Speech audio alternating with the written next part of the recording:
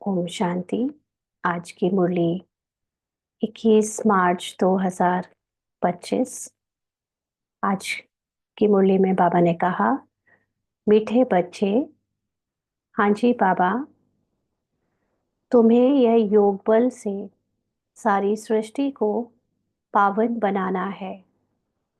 तुम योग बल से ही माया पर जीत पाकर जगत जीत बन सकते हो।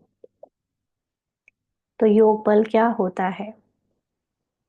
योग बल सिर्फ इतना ही नहीं होता कि मैं आत्मा हूँ और आत्मा समझकर काम करना, आत्मा समझकर बोलना, आत्मा समझकर चलना फिरना।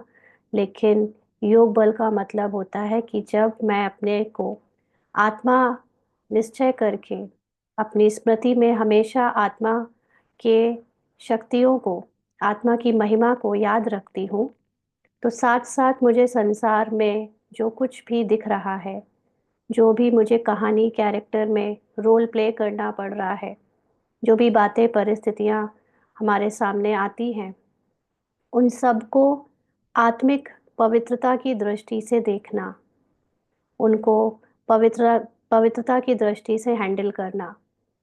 तो अभी तक हम लोगों को इस माइंड ने, जो कि माया से प्रभावित है, उस माया वाले माइंड ने संसार को परमत पर चलवाया, प्रदर्शन करवाया, और जो कि सच्चाई नहीं है आत्मा की, उस बिलीफ से हमको पूरा संसार को देखने का दृष्टिकोण अभी तक हमारा चलता रहा।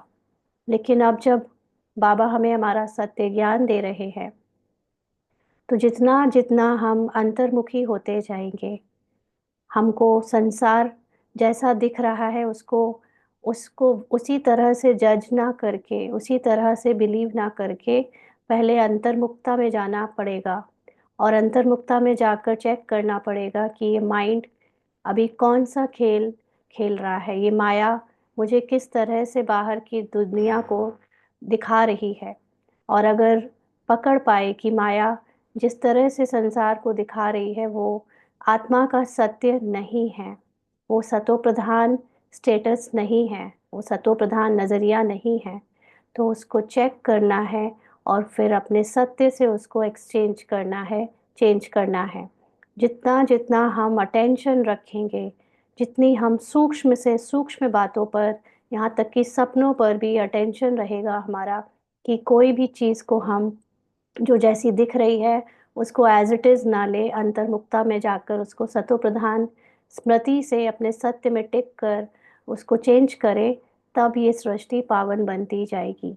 क्योंकि इस सृष्टि को पावन बनना या नहीं बनना, ये सिर्फ नज़रिए की बात है। क्योंकि हमने आत्मा का जो सत्य है उसके ऊपर माया की कई लेयर्स चढ़ी हैं। माया का जो चश्मा है, कई सारी आवरण हैं, कभी लाल हरा पीला नीला चश्मा, मतलब कभी कोई ईगो से माया दुनिया को दिखा रही है, कभी कोई ईगो से, कभी कोई बिलीफ सिस्टम से माया दुनिया को दिखा रही है। तो जब भी हमारे सामने कोई ऐसा लगता है, कोई सामने से बाहर से व्यक्ति है, कोई परिस्थिति है, कोई बात है, घटना घट रही है, वो एक्चुअली, वो तो एज इट इज मात्र एक सीन है, लेकिन हमारे अंदर जो माइंड है उसको वो किस तरह से इन्फरेंट करता है, माना अपने लिए उसको लेता है, ये मैटर करता है। और अभी तक हम लोगों की बुद्धि में रजो और तमो की स्क्रिप्ट थी, रजो और तमो बिलीफ सिस्टम से हम संसार को देख रहे थे, है ना। इसीलिए अभी ये सारी सृष्टि पावन बनेगी योग बल से, माना आत्मा की सत्यता को देखते हुए, अंतर्मुखता में रहते हुए, बाहर के ड्रामा को हर वक्त अटेंशन से अपनी माइंड के द्वारा चेंज करते जाना। और इसी योग बल से माया पर जीत पाकर जगत जीत बनते हो।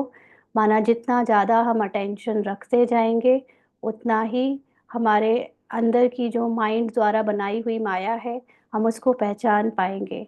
और जितना ज़्यादा पहचान पाएंगे उतना ज़्यादा माया को जीत पाएंगे। क्योंकि माया को माया से लड़ाई करके नहीं जीता जाता, माया को सिर्फ पहचान कर जीता जाता है। हम कोई तरह की लड़ाई नहीं करते। बाबा कहता है तुम डबल अहिंसक हो। तो हम ना शस्त्रों की लड़ाई करते हैं और ना हम माया की माया को रोकने और टोकने की लड़ाई करते हैं।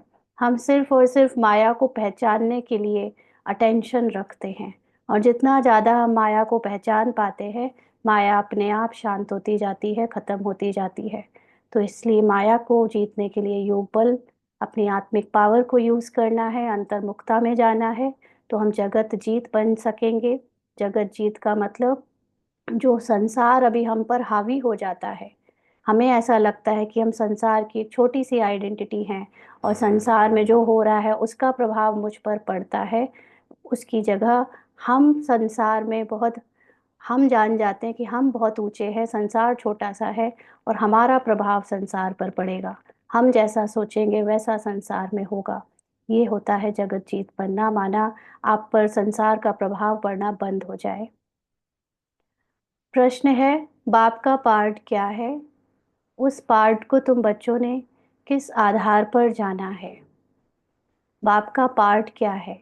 भगवान इस समय आया हुआ है, और पार्ट हम लोग जैसे जानते हैं कि बजा रहा है, लेकिन उसमें भी यथार्थ रूप से वो क्या पार्ट बजा रहा है, वो अभी हर कोई अपने अपनी अंडरस्टैंडिंग के अनुसार जान पाया है। तो बाबा भी हमारी अंडरस्टैंडिंग के अकॉर्डिंग पूछ भी रहा है, और फिर अपना आंसर भी दे रहा है कि बाप का पार्ट क्या है, उस पार्ट को तुम बच्चों ने किस आधार पर जाना है। तो बाबा ने उत्तर दिया, बाप का पार्ट है सबके दुख हरकर सुख देना, रावण की जंजीरों से छुड़ाना। जब बाप आते हैं तो भक्ति की रात पूरी होती है। बाप तुम्हें स्वयं अपना और अपनी जायदाद का परिचय देते हैं। तुम एक बाप को जानने से ही सब कुछ जान जाते हो। तो बाबा का पार्ट जो है वो सबको अलग अलग समझ आता है। जैसे भक्ति में भगवान के लिए समझते हैं कि भगवान हमें दुखों से छुड़ाता है, माना भगवान हमें कैरेक्टर में जो दुख आ रहे हैं उन दुखों से दूर रखता है या छुड़ा देता है। तो भक्ति में है अज्ञानता, भक्ति में हम खुद को बॉडीज और कैरेक्टर समझते हैं, इसलिए भगवान को कैरेक्टर के लिए ही याद करते हैं कि कैरेक्टर में सुख शांति बनी रहे।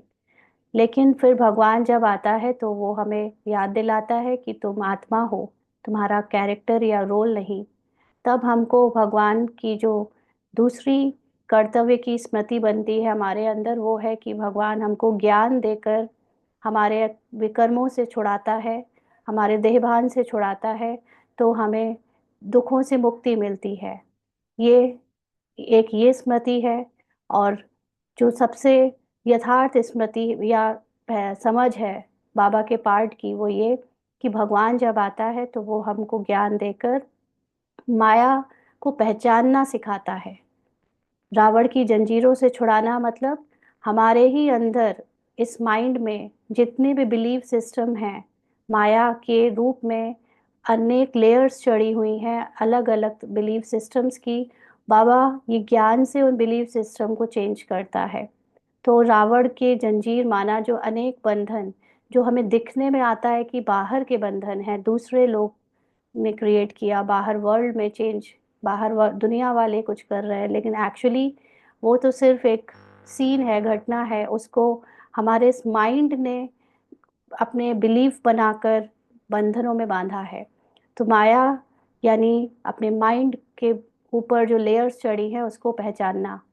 तो जैसे बाबा का ये ज्ञान हमें धीरे धीरे सूक्ष्म में समझ में आता है, तो हम अपने माइंड के ऊपर अटेंशन रख कर उसके ऊपर की जी सारी लेयर्स को उतार पाते हैं, समझ पाते हैं या जान पाते हैं। तो उसी से जो दुख मिल रहा था, जैसे कई बार आंखों में कीचड़ आ जाता है ना, आंखों के आगे धुंधलापन थोड़ा कीचड़ के कारण छा जाता है, तो हमें लगता है कुछ दिख नहीं रहा ठीक से, लेकिन अ, हमें लगता है कि शायद बाहर की दुनिया ही गंदी हो गई है, सारे सीन ही गंदा है, मतलब जो देख रहे हैं वो ही गंदा है। लेकिन प्रॉब्लम है इस आँख के ऊपर चढ़ी हुई कीचड़ की लेयर, उसको हटा दी, उसको धो दिया, तो वो साफ हो जाता है, संसार साफ दिखने लगता है। ऐसे ही ये संसार अभी जिस तरह से हमें दिख रहा है उसका कारण है इस माइंड की इंटरप्रिटेशन। ये माइंड ने उसको इस तरह से दिखाया हुआ है, और हम जितना जितना माइंड माया को पहचानते जाएंगे उतना ही हमारे दृष्टिकोण में परिवर्तन आता जाएगा, दृष्टि हमारी स्वच्छ होती जाएगी, सत्यता में टिकती जाएगी। तो दुख जो अभी तक हमको बाहर से देखने में लग रहा था कि बाहर वाले दे रहे हैं, वो दुख की एक्चुअली जड़ समझ आ जाएगी कि जड़ थी ये हमारी दृष्टि, हमारा दृष्टिकोण, हमारा अपने को देह समझना या देह से समझ से संसार को हैंडल करना। तो अपने आप हमारे अंदर का जो दुख था वो खत्म होने लगेगा। और बाबा का जो पूरी जायदाद है, माना जो पूरी नॉलेज है बाबा की, वो बाबा हमें इस नॉलेज को देते देते माया से जीतना सिखा देंगे। क्योंकि माया अंत तक रहती है और बाबा की नॉलेज ही उसको हमें पहचानने में मदद कर सकती है, हेल्प कर सकती है। तो जिसने एक्चुअली में यथार्थ रूप से पहले तो बाबा को जाना, क्योंकि अभी ब्राह्मणों में भी, केस में भी बाबा की पहचान यथार्थ नहीं है। बहुत लोग बाबा को साकार में देखते, बहुत लोग बाबा को आकार में देखते, बाप दादा में देखते, बहुत लोग बाबा को बिंदु में देखते और सिर्फ मोटे मोटे रूप से याद करते हैं।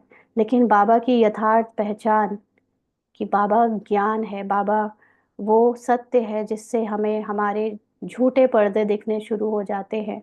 ऐसी चीज़ें, सूक्ष्म बातें अभी बहुत कम समझ में आती हैं। तो जितना जितना हम बाबा को यथार्थ जानते जाएंगे, बाबा की नॉलेज हमको एक्चुअली में जो यथार्थ चेंज कर आने वाली है वो समझ आती जाएगी। तो इसलिए अभी बाबा का पार्ट है हमारे अंदर की सारी लेयर्स को उतरवाना, मतलब माइंड की लेयर्स को उतार कर हमको दुख से छुड़ाना, सबको दुख से छुड़ाना। जो कि दुख एक्चुअली एग्जिस्ट करता नहीं है, बट दुख की दृष्टिकोण इस माइंड ने हमको बना के दिया है कलयुग के हिसाब से। तो हम उसको उस दृष्टिकोण से देखते हैं। और बाबा जब हेल्प करता है ज्ञान से, तो हमें समझ आता है कि जो हम जिस तरह से देख रहे थे वो वैसा है नहीं। उसको सिर्फ माइंड ने ऐसा इंटरप्रेट करके हमें आज तक धोखा दिया। गीत है तुम ही हो माता, तुम ही पिता, पिता तुम ही हो। ओम शांति। बच्चों ने ओम शांति का अर्थ समझा है, बाप ने समझाया है। हम आत्मा हैं। इस सृष्टि ड्रामा के अंदर हमारा मुख्य पार्ट है। किसका पार्ट है, पूछ रहे हैं बाबा। आत्मा शरीर धारण कर पार्ट बजाती है। तो बच्चों को अब आत्म अभिमानी बना रहे हैं, क्योंकि अभी तक हम देह अभिमान में थे। तो देह अभिमान में ये माइंड का भी अभिमान, मुख्यतः माइंड का ही अभिमान होने के कारण हमको देह अभिमान होता है। ये जो शरीर को चलाने के लिए माइंड काम करता है, ये माइंड ने जो भी बिलीव्स बनाए हुए हैं, उसी के कारण अभी तक हम संसार में रजो और तमो की स्क्रिप्ट में आए। तो अभी बाबा हमको आत्माभिमानी बना रहे हैं, माइंड से डिटैच करवा रहे हैं, माइंड की माया को पहचानना सिखा रहे हैं। तो बाबा कहते हैं इतना समय देह अभिमानी थे, अब अपने को आत्मा समझ बाप को याद करना है। तो आत्मा समझ का मतलब है सिर्फ आत्मा नहीं, ऐसे ही साधारण आत्मा नहीं, लेकिन जो बाप के समान संपूर्ण पवित्र आत्मा है, जो महान और श्रेष्ठ आत्मा है, जो अपरिवर्तनशील है, जिसका सत्य कभी नहीं बदलता। ऐसी सतो प्रधान आत्मा अपने को समझना है। और बाबा जो हाईएस्ट कॉन्शियसनेस है, जिसका स्वरूप सदा ही पवित्रता का सागर, प्रेम का सागर है, उसको याद करना माना अपने को उसके जैसा समझना है। ऐसे नहीं कि वो सागर है, हम तो तालाब हैं, हम तो अभी छोटा मोटा ज्ञान का नाला है, ऐसे नहीं। और लेने वाले हैं, भिखारी है, ऐसे भी नहीं। बाबा के समान अपने को, या इक्वल बाबा के बराबर महिमा में एडजस्ट करके अपनी महिमा को बढ़ाते जाना है। क्योंकि बच्चे की महिमा अपने बाप की महिमा के बराबर होती है। तो इसलिए अपने बाप को याद करना माना अपनी महिमा को बाबा के समान याद करना। तो हमारा बाबा आया हुआ है ड्रामा प्लान अनुसार। तो इस समय बाबा कैसे पता चला आया है, बाबा की नॉलेज से। बाबा की नॉलेज ही बाबा को प्रत्यक्ष करती है, क्योंकि वही नॉलेज है जो संसार में हमारे तमो प्रधान स्क्रिप्ट को चेंज करके सतो प्रधान बनाती है। तो बाप आते भी हैं रात्रि में, माना जब एंड होने लगता है, जैसे एक दिन का एंड रात को होता है, ऐसे ही ये पूरे कल्प का एंड रात को माना कलयुग के एंड में होता है। इसलिए बाबा जब घनघोर अंधकार हो जाता है, बहुत सारी माइंड के ऊपर झूठे बिलीव्स की लेयर चढ़ जाती हैं, तब भगवान आता है। कब आते हैं? उसकी तिथि तारीख कोई नहीं है, क्योंकि ये टाइम, तिथि और तारीख दोनों टाइम के जोन में आता है, और ये टाइम खुद ही माइंड ने क्रिएट किया है। बाबा हमको माइंड से परे ले जाने आता है। हमको बाबा अपने जो आत्मा का सत्य है, जिसमें मन बुद्धि संस्कार है तो, लेकिन मन बुद्धि कोई अपना अलग से अस्तित्व नहीं बनाते, मन बुद्धि धोखा नहीं देते। वो आत्मा का जो मूल स्थिति है, बाबा उस स्थिति में जब टिकाता है तो वहाँ तिथि तारीख की कोई बात ही नहीं होती। ये तिथि तारीख चाहिए इस माइंड को। इस रोल में हम जब तक हैं तब तक हमको तिथि तारीख की जरूरत पड़ती है, और जब तक माइंड की एग्जिस्टेंस होती है। इसीलिए बाबा ने अभी परसों मुरली में शाम को जब कहा कि आप जो व्यर्थ से मुक्त हो जाते हैं या अपने को व्यर्थ से मुक्त करने का अटेंशन रखते हैं, वो काल से भी परे हो जाते हैं, वो काल पर विजय प्राप्त कर लेते हैं। माना फिर उनको तिथि तारीख की चिंता करने की जरूरत नहीं होती, और ना ही उनका तिथि तारीख पर ध्यान जाता है। अभी हम ब्राह्मण्स में कल बाबा ने कहा बहुत विनाश को बुलाते हो, कि विनाश होएगा तब हमारा पुरुषार्थ होगा। तो तिथि तारीख बाबा बताए, माना मोस्टली ब्राह्मण्स अपने माइंड के माया में बंधे पड़े हैं, अभी भी पहचान नहीं पाए हैं कि हमको माइंड को जीतना है। क्योंकि कल ऐसे ही बाबा ने बहुत सारी चीज़ों के चिंतन दिए और प्रैक्टिकली पेपर भी लिए, जिसमें से दो चीज़ें हैं।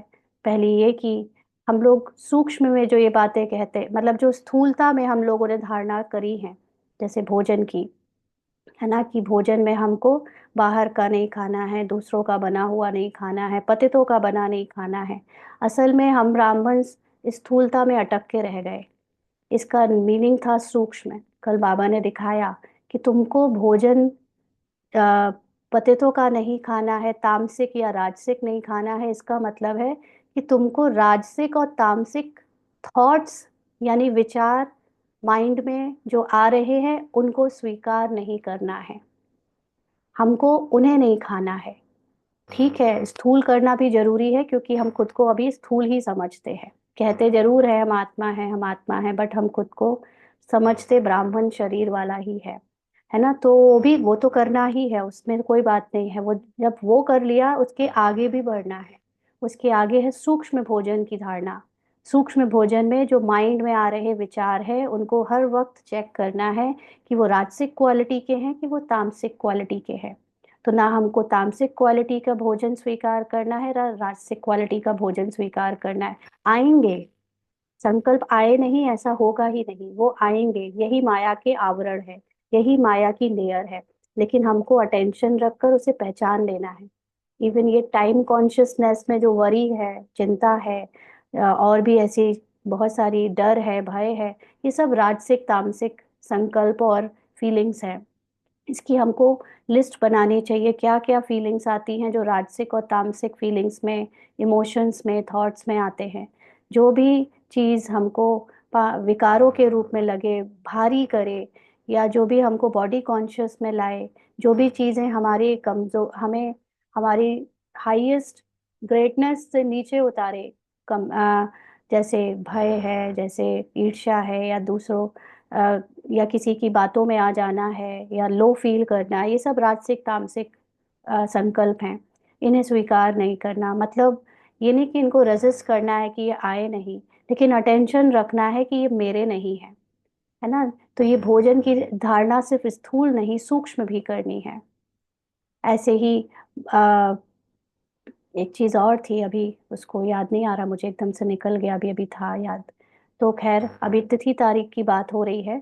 तो तिथि तारीख में बाबा ने कहा कि बाबा के आने की कोई तिथि तारीख नहीं है, क्योंकि बाबा बियॉन्ड टाइम जोन है, टाइम एंड स्पेस है। निराकार स्थिति में कोई टाइम स्पेस नहीं होता, और हम यहाँ पर फिजिकल बॉडी में टाइम और स्पेस, स्थान, दोनों चीज़ें देखते रहते हैं। तो हम कैलकुलेट करते रहते हैं, बाबा 1936 में आया, which is not actually exactly right, है ना। तो बाबा ने स्थूलता में जो चीजें बताई हैं वो ठीक है, लेकिन कोई बता नहीं सकता एग्जैक्टली बाबा कब आया, क्योंकि बाबा का आना कोई स्थूल जन्म लेना नहीं है कि पेट से बच्चा निकला तो हमने घड़ी देख के बता दिया बाबा इतने बजे इतने समय पे आया।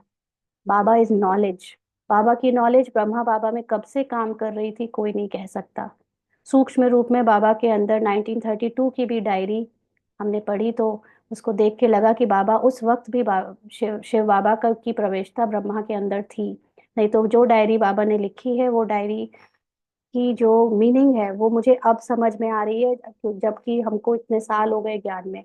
तो हम कैसे कह सकते हैं कि एक नए नवेले, कोई नया नवेला जो अभी तक जिसके अंदर शिव बाबा नहीं आया वो उस तरह की बातें लिखेगा, वो लिख ही नहीं सकता। यानी बाबा के अंदर शिव बाबा का ज्ञान पहले से ही आ रहा था, है ना। इसीलिए कोई नहीं कह सकता कि एग्जैक्टली तिथि तारीख क्या है, क्योंकि बाबा अपनी नॉलेज से प्रत्यक्ष होता है।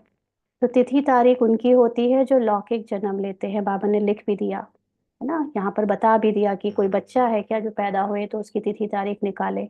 बाबा इज बियॉन्ड ह्यूमन माइंड। हमारे ह्यूमन माइंड से हम शिव बाबा के बारे में समझ नहीं सकते। We have to go beyond this human mind. आत्मा की स्थिति में जब कुछ संकल्प नहीं चलते तब सत्य हमारे ऊपर गिरता है, तब उसकी बूंदें हमें भीग आती है, तब समझ आता है। ह्यूमन माइंड से समझते हैं तो बस क्या क्यों कैसे ऐसे वैसे करते रहते हैं। तो बाबा कहते हैं यह तो है पारलौकिक पाप, इनका लौकिक जन्म नहीं है। श्री कृष्ण की तिथि तारीख समय आदि सब देते हैं, इनका तो कहा जाता है दिव्य जन्म। बाप इनमें प्रवेश कर बताते हैं कि यह बेहद का ड्रामा है, उसमें आधा कल्प है रात। तो एक्चुअली जब ड्रामा की नॉलेज मिली तब हमने समझा कि अच्छा भगवान आया है ये हमको नॉलेज दे रहा है। अदरवाइज जो ड्रामा से अलग जो और भी बातें हैं वो सारी बातें तो बहुत सारी चीज़ें ब्रह्मा बाबा में पहले से भी थी ना, पहले से उनके पुरुषार्थ जारी जारी था, उनका वैराग्य जारी था। तो जब ये बाबा आते हैं और एग्जैक्टली नॉलेज देते हैं बेहद के ड्रामा की, तब से हमने शायद बाबा को काउंट करना शुरू किया है कि बाबा इस समय समय तो नहीं बट इस साल आया, वो भी एग्जैक्टली कोई नहीं कह सकता है। ऑफिशियल डेट तो हमें रजिस्ट्रेशन के लिए चाहिए होती है तो डाल दी जाती है, उसके अकॉर्डिंग हम वेट करने लगते हैं। 1936 में बाबा का खत्म हो जाएगा 100 वर्ष ऐसे, और विनाश हो जाएगा। कल बाबा ने साफ साफ कह दिया विनाश किसके लिए है, और विनाश बाहर से नहीं, विनाश कहाँ आना है। कल बाबा ने बहुत सारे राज खोले हैं, महाभारत क्या है, बहुत सारी चीजें बाबा खोलता जा रहा है। तो बाबा ने कहा अच्छा श्री कृष्ण के लिए जो बोला कि उनकी तिथि तारीख आदि समय सब देते हैं, अब ये कौन सा वाला श्री कृष्ण है जिसको हम बॉडी में देखते हैं।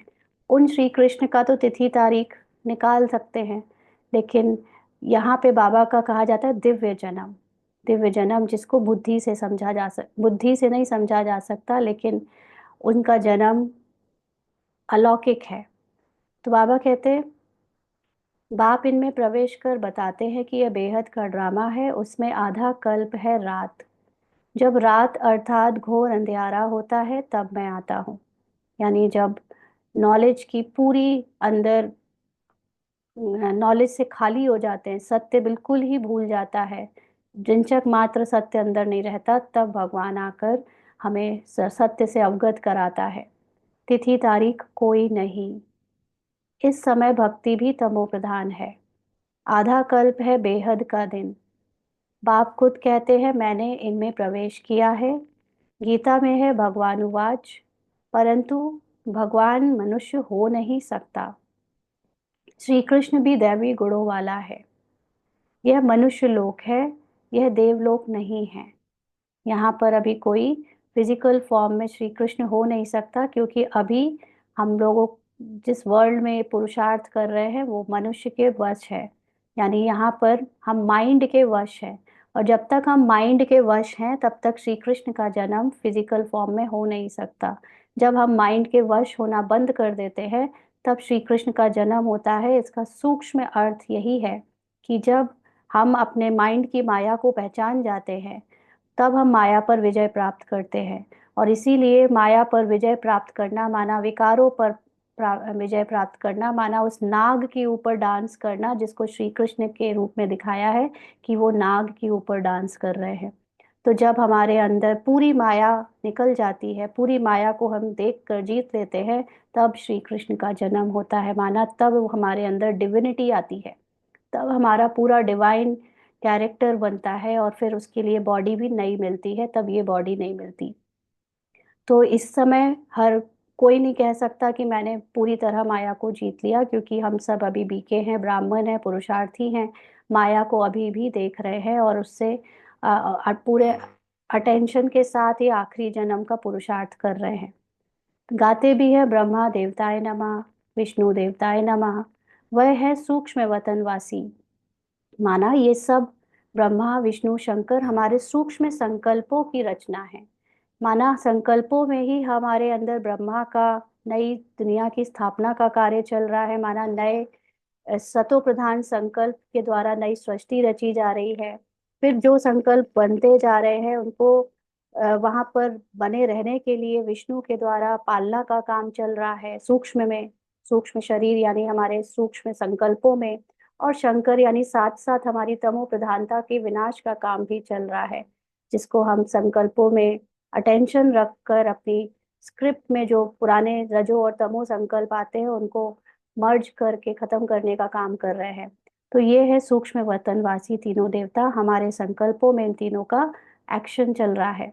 बच्चे जानते हैं वहाँ हड्डी मांस नहीं होता है, ये फिजिकल फॉर्म नहीं होता, क्योंकि ये सब कहाँ चल रहा है, थॉट्स के लेवल पे, सूक्ष्म लेवल पे। वह है सूक्ष्म सफेद छाया। तो सफेद छाया का मतलब क्या है, ऑरा। जब आज भी हम लोग जब ऑरा चेकिंग करवाते हैं तो वो लोग जो देखते हैं वो क्या देखते हैं, हमारी बॉडी के बाहर जो एक वाइट लाइट का स्ट्रक्चर होता है, वो लाइट से बना होता है ना, उसको कहते हैं छाया। तो सूक्ष्म में हम काली छाया को सूक्ष्म वतनवासी नहीं कहेंगे, सफेद छाया को कहेंगे। क्यों? क्योंकि काला मतलब हमारा मनुष्य कॉन्शियसनेस, और वाइट का मतलब हमारे अंदर डिवाइन कॉन्शियसनेस आती जा रही है, हमारे अंदर संकल्पों में परिवर्तन होता जा रहा है, हमारी ऊपर की तरफ चाल है, माना सोच है, पॉजिटिव सोच होती जाती है। जब हाईएस्ट की तरफ जाने लगती है तो सूक्ष्म सफेद छाया बन जाती है। तो बाबा कहते हैं जब मूल वतन है में है तो आत्मा को ना सूक्ष्म शरीर छाया वाला है ना हड्डी वाला है। तो हम जब आत्मा अपनी निराकारी स्थिति में है, वैसे तो अभी स्थिति में अभी माइंड के द्वारा ही पहुंचते हैं, लेकिन असल में जब हम माइंड से परे हो जाते हैं, शरीर से परे और माइंड से परे हो जाते हैं, तो वो जो मूल स्थिति है आत्मा की, उस स्थिति में ना तो कोई थॉट्स हैं यानी सूक्ष्म शरीर है, और ना ही फिजिकल कॉन्शियसनेस है, ना ये साकार शरीर का कोई कॉन्शियस है, ना ही साकार शरीर है ना। तो अभी हमारे ही अंदर की तीनों अवस्था हैं। इन बातों को कोई भी मनुष्य मात्र नहीं जानते हैं।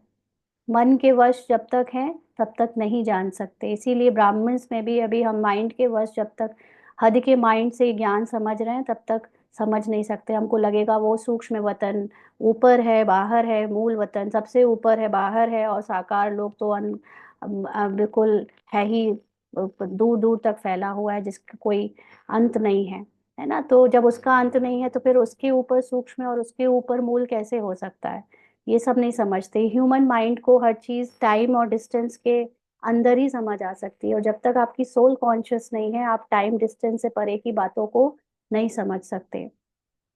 बाप ही आकर सुनाते हैं, ब्राह्मण ही सुनते हैं और कोई नहीं सुनते। तो बाबा की ये नॉलेज को सुनने के लिए पहले तो बाबा को अपना बाप मानना पड़े, ब्रह्मा को स्वीकार करना पड़े, उनकी ये नॉलेज भगवान दे रहा है ये मानना पड़े, तब ये नॉलेज उनको सुनाई और समझ आती है। ब्राह्मण वर्ण होता ही है भारत में, वह भी तब होता है जब परमपिता परमात्मा प्रजापिता ब्रह्मा द्वारा ब्राह्मण धर्म की स्थापना करते हैं। तो ये सब बातें सूक्ष्म हैं। भारत सूक्ष्म मीनिंग है, ब्राह्मण वर्ण सूक्ष्म मीनिंग है। भारत का मतलब जो भी इनलाइटेंड होने वाली आत्माएं हैं, जो जो भी जागृत अपने आत्मा के सत्य को जानने वाली आत्माएं हैं, वही ब्राह्मण बनती हैं। माना वही बाबा का ज्ञान लेकर ब्रह्मा के द्वारा ये नॉलेज से जन्म लेती हैं, और फिर नॉलेज के द्वारा ही यहाँ ब्राह्मण धर्म की उनको मिलाकर स्थापना होती है। अब इनको रचता भी नहीं कहेंगे। नई रचना कोई रचते नहीं है। माना ऐसा नहीं है कि कोई हम नई दुनिया आ गई, नई प्रकृति आ गई, नई सृष्टि आ गई या नए ग्रह में चले गए, ऐसा भी नहीं है। वही है सब कुछ, सिर्फ रेजुविनेट करते हैं। माना उनको माया की जितनी माइंड में लेयर्स हैं, वो ज्ञान के द्वारा लेयर्स को धोते हैं, उतारते जाते हैं, और वो फिर फ्रेश आत्मा बचती है, सिर्फ आत्मा बचती है। सारे माइंड की चालाकी खत्म हो जाती है, सारा बिलीफ सिस्टम जब पुराना रजो तमो का खत्म हो जाता है तो आत्मा फ्रेश हो जाती है। उसकी सतो प्रधान स्मृति चमक एक डायमंड की तरह चमकने लगती है, तो फिर स्क्रिप्ट भी पूरी बाहर सतो प्रधान हो जाती है। बाकी चेंज कुछ नहीं होता, सिर्फ चश्मे उतर जाते हैं सारे। तो बाबा कहते हैं, बुलाते भी हैं, हे बाबा पतित दुनिया में आकर हमको पावन बनाओ। अभी तुमको पावन बना रहे हैं। हमारी माया के, हमारे माइंड के ऊपर जो माया की लेयर चढ़ी है वो उतार रहे हैं। तुम फिर योग बल से सृष्टि को पावन बना रहे हो। तो हम जितना जितना अपनी आत्मा में स्थित होकर संसार को बाहर से दृष्टि हटाकर अंतर्मुखी होकर अपनी चश्मों को पहचानते जाते हैं, उतना ही ये सृष्टि पवित्र होती जाती है। क्योंकि अभी तक जितने बिलीव्स के चश्मे लगे थे, उसने सृष्टि को रजो और तमो तक पहुंचा दिया, हमारे नजरिए को रजो और तमो तक पहुंचा दिया। अब यही चश्मों को पहचान कर हम हटाते जा रहे हैं, तो हमारी दृष्टि वापस सतो प्रधान हो जाएगी। क्योंकि ओरिजिनल मेरा स्वरूप आत्मा का है ही सतो प्रधान। सिर्फ ये ऊपर से रजो तमो के चश्मे चढ़ गए हैं, इस कारण से मुझे दुनिया रजो और तमो दिखती है। तो माया पर तुम जीत पाकर जगत जीत बनते हो। मैंने अगर इन चश्मों को पहचान लिया, माया को पहचान लिया, तो मैं जगत को जीत लूंगी। माना फिर वो जगत को कैसे देखना है, जगत को किस तरह से बदलना है, ये मेरे हाथ में आ जाएगा। अभी तो मैं समझती हूँ कि जगत में दूसरे लोग प्रॉब्लम क्रिएटर है, परिस्थितियां ऐसी हैं, प्रकृति ऐसी है, लेकिन कुछ ऐसा वैसा नहीं है। जो जैसा है वैसा है, लेकिन मैं उसको देख रही हूँ अपने रजो और तमो माइंडसेट से। तो ये माइंडसेट को बस पहचानना है अपने अंदर। तो बाबा कहते हैं, योग बल को साइंस बल भी कहा जाता है। दुनिया में जो अभी तक यूनिवर्स की बाहरी रूप से हर चीज की जितनी खोजें हुई हैं, फिजिकल फॉर्म में जो साइंस है, वो साइंस एक्चुअली हमारे अंदर की, जितनी जितनी हम अंदर से जागृत होते जाते हैं, वो बाहरी रूप से उसको साइंस के रूप में फिजिकल चीजों की डिस्कवरी और इन्वेंशन में दिखता जाता है। और जितना हम अपने अंदर की डिस्कवरी और इन्वेंशन करते जाएंगे, उतना बाहरी रूप से वो इन्वेंशन और डिस्कवरीज दिखेंगी। बट एक्चुअली है अंदर की डिस्कवरी। और सिर्फ डिस्कवरी है, डिस्कवरी और इन्वेंशन में अंतर होता है ना। डिस्कवरी मतलब डिस्कवर कर लेना, माना जान लेना। जो चीज ऑलरेडी एग्जिस्ट करती है, सिर्फ उसको मैंने जान लिया है, that is called discovery. Invention का मतलब कोई नई चीज बनाई है, पहली बार बनाई है। लेकिन यहाँ पर हम डिस्कवरी कर रहे हैं, अपने अंदर के ज्ञान को ही डिस्कवर करते जा रहे हैं। इसीलिए योग बल को साइंस बल कहा जाता है। इसीलिए जो लोग साधु सन्यासी बनकर पहाड़ों पर तपस्या करने जाते हैं, वो डिस्कवर करने जाते हैं। वो अपने ही अंदर जो नॉलेज है उसको किसी तरह से एकाग्र होकर अपने मन बुद्धि पर फोकस करके उसे निकालते हैं। मन बुद्धि की लेयर उतारकर आत्मा तक पहुंचने की कोशिश करते हैं। और फिर वो नया नया, जो नया तो कुछ नहीं है, ऑलरेडी जो ज्ञान है उसको इमर्ज करते हैं, इसलिए वो डिस्कवर करते हैं खुद को। तो हम लोग भी इस समय अपने अंदर डिस्कवरी कर रहे हैं अपने सत्य की। जितना आप अंदर करते जाएंगे उतना बाहर डिस्कवरी होंगी। और इसीलिए बाबा कहता है लास्ट में साइंस बहुत रिफाइंड हो जाती है। माना आपके अंदर की जो आत्मिक डिस्कवरी है वो इतनी रिफाइंड होती जाएगी, आप सूक्ष्म से सूक्ष्म बातों तक पहुंचने लगोगे, तो बाहर साइंस भी सूक्ष्म होती जाएगी। आपको ऐसे ऐसे गैजेट्स इंस्ट्रूमेंट बना के देगी जो एकदम समय और स्पेस से परे ले जाए, टाइम एंड स्पेस से परे ले जाए। इस समय हम देख भी रहे हैं कि ऐसी चीजें बन गई हैं, बनती जा रही है जो टाइम और स्पेस से परे ले जा रही है। तो जितना हम आत्मा जो कि टाइम एंड स्पेस से परे है, हम उस तक पहुंचेंगे, उतना हम बाहर की साइंस को भी देखेंगे कि वो भी टाइम और स्पेस से परे होती जा रही है। ऋषि मुनि आदि सब शांति चाहते हैं, परंतु शांति का अर्थ तो नहीं जानते। यहाँ तो जरूर पार्ट बजाना है ना, ये बहुत समझने वाली चीज़ है कि जो ज़्यादातर जो भी बाबा का बच्चा नहीं बनता है, जो बाहरी रूप से सन्यासी हैं, ऋषि मुनि हैं, वो लोग केवल शांति तक पहुंच पाते हैं। वो आत्मा तक तो पहुंचते हैं, लेकिन आत्मा के आगे वो जो ड्रामा है, ड्रामा में जो हमें हर वक्त कैरेक्टर में रहना ही है, ये जो हमारी कैरेक्टर के अंदर रहने की बात है, वो इस तक नहीं पहुंच पाते। उनको लगता है कि हम कैरेक्टर से छूट सकते हैं, हम मोक्ष पा सकते हैं, हम जन्म मरण के चक्र से बच सकते हैं। इसलिए वो आत्मा तक पहुंचकर परमात्मा को याद करके अपने को चक्र से बाहर निकालने का ही पुरुषार्थ करते हैं। जबकि हमारा पुरुषार्थ सिर्फ आत्मा तक पहुंचने का नहीं है, हमारा पुरुषार्थ है आत्मा तक पहुंचकर सतो प्रधान स्क्रिप्ट को भी क्रिएट करना, ताकि हमारे कैरेक्टर में जो अब समय बजेगा, जो पार्ट, हम उसमें बेस्ट कैरेक्टर, सतो प्रधान कैरेक्टर बजा सके। और वो लोग इस बात को नहीं जानते कि हमें हर वक्त ड्रामा में रहना ही पड़ेगा, इसलिए वो सांसारिक दुखों से काग विष्ठा समान सुखों को समझते हैं, तो सोचते हैं हमें नहीं चाहिए कोई सुख। लेकिन बाबा कहता है तुम्हें तो रहना ही पड़ेगा, अब रहना ही पड़ेगा तो लाओ भाई सुख ही दो, हमको नहीं चाहिए दुख। हाँ, तो इसलिए हम लोग यहाँ पर सतो प्रधान स्क्रिप्ट क्रिएट करते हैं बाबा की नॉलेज से, अपनी आत्मा में पहुंच कर, आत्मा में टिक कर। तो बाबा कहते हैं शांति धाम है स्वीट साइलेंस होम। तुम आत्माओं को अब ये मालूम है कि हमारा घर शांति धाम है, यहाँ हम पार्ट बजाने आए हैं।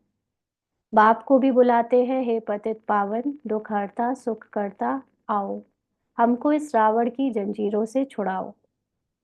भक्ति है रात, ज्ञान है दिन, रात मुर्दाबाद होती है, फिर ज्ञान जिंदा आबाद होता है। तो रात का मतलब, मुर्दाबाद का मतलब कि जब हम भूल जाते हैं अपने सत्य को, अपने सत्य से बहुत दूर चले जाते हैं, माइंड के ऊपर माया की बहुत सारी लेयर्स चढ़ जाती है, तो हम जन्म मरण के चक्कर में आ जाते हैं, मुर्दाबाद हो जाते हैं। ना, मुर्दा कौन होता है? शरीर।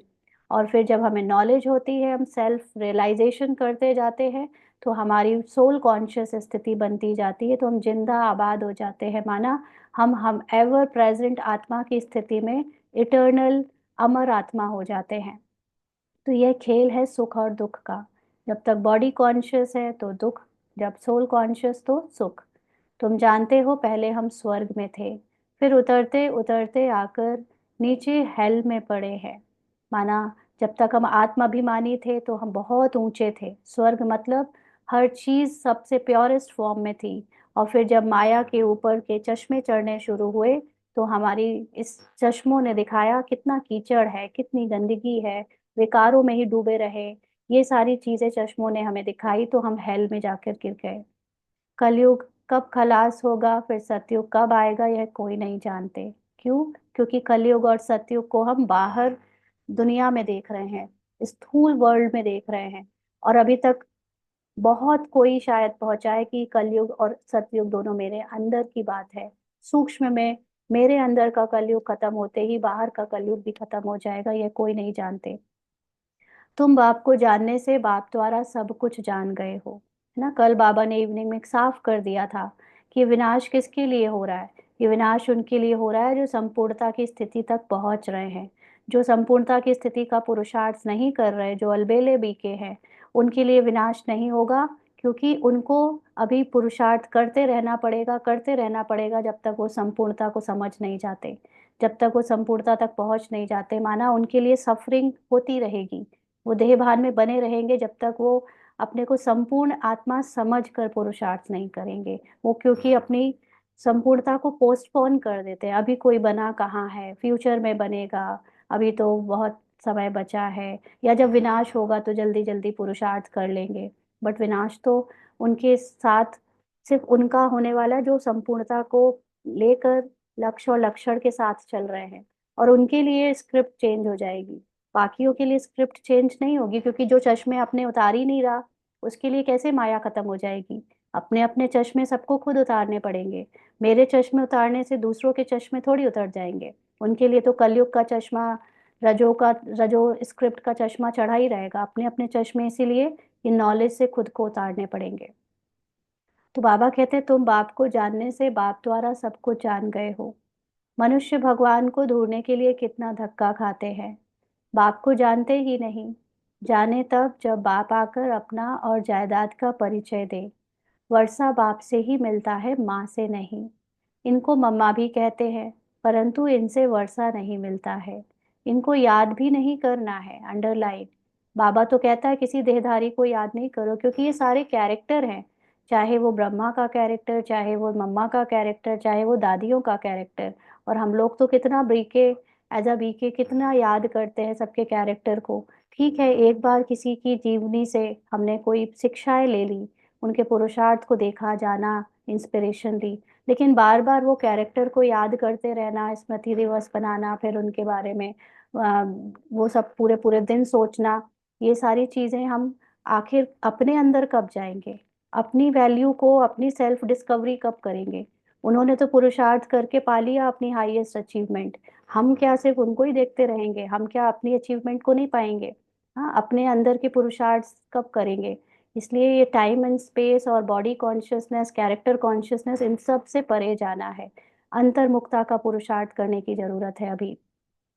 तो बाबा कहते हैं इनको मम्मा भी कहते हैं, परंतु इनसे वर्षा नहीं मिलता है। इनको याद भी नहीं करना है। ब्रह्मा विष्णु शंकर भी शिव के बच्चे हैं, यह भी कोई नहीं जानते। शिव के बच्चे हैं मतलब, जैसे शिव की हम सब नॉलेज से रचना है कि हम आत्माएं, परमात्मा के नॉलेज से हमें पता चला हमारा सत्य। ऐसे ही ब्रह्मा विष्णु शंकर भी क्या है? ये शिव के ज्ञान से रचे हैं। माना शिव बाबा का जो नॉलेज है उसमें ही उन्होंने एक ब्रह्मा कैरेक्टर, एक विष्णु कैरेक्टर, एक शंकर कैरेक्टर को सूक्ष्म वतन में रखा है, माना संकल्पों तक ही रखा है। उनको ह्यूमन बॉडी फॉर्म नहीं दिया है। तो ये बच्चे हैं का मतलब बाबा ने अपने संकल्पों से जो जो रचा। जैसे अगर मैं किसी बच्चे को कहानी सुनाऊं, मैं किसी खूब सारे बच्चों को कहानी सुनाऊं या किसी एक को भी सुनाऊं, अब वो कहानी एकदम नई बनाऊं।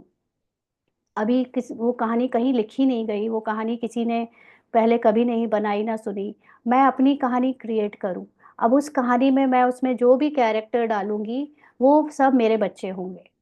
तो ऐसे ही बाबा की कहानी के हम सब बच्चे हैं। हम सब, बाबा ने हम सबको अपने कैरेक्टर, हमारे इस कैरेक्टर को रचा है अपने द्वारा, कहानी सुना सुना कर, और वो बढ़ती गई। तो ऐसे ही ब्रह्मा विष्णु शंकर भी कैरेक्टर है सूक्ष्म वतन में, उनको बॉडी नहीं दी। उनके केवल कर्तव्यों को रखा है सूक्ष्म शरीर में। तो ये सब बातें कोई नहीं जानते। बेहद की सारी दुनिया का रचयिता एक ही बाप है। तो ये आत्माओं का जो पूरा वर्ल्ड इस समय दिख रहा है, जो कैरेक्टर में इतने अलग अलग रंग रूप संस्कारों के साथ, ये सब बाबा की कहानी के कैरेक्टर है सब ना। तो बाबा की, ही उनका रचयिता है। बाकी सब है उनकी रचना और हद के रचयिता।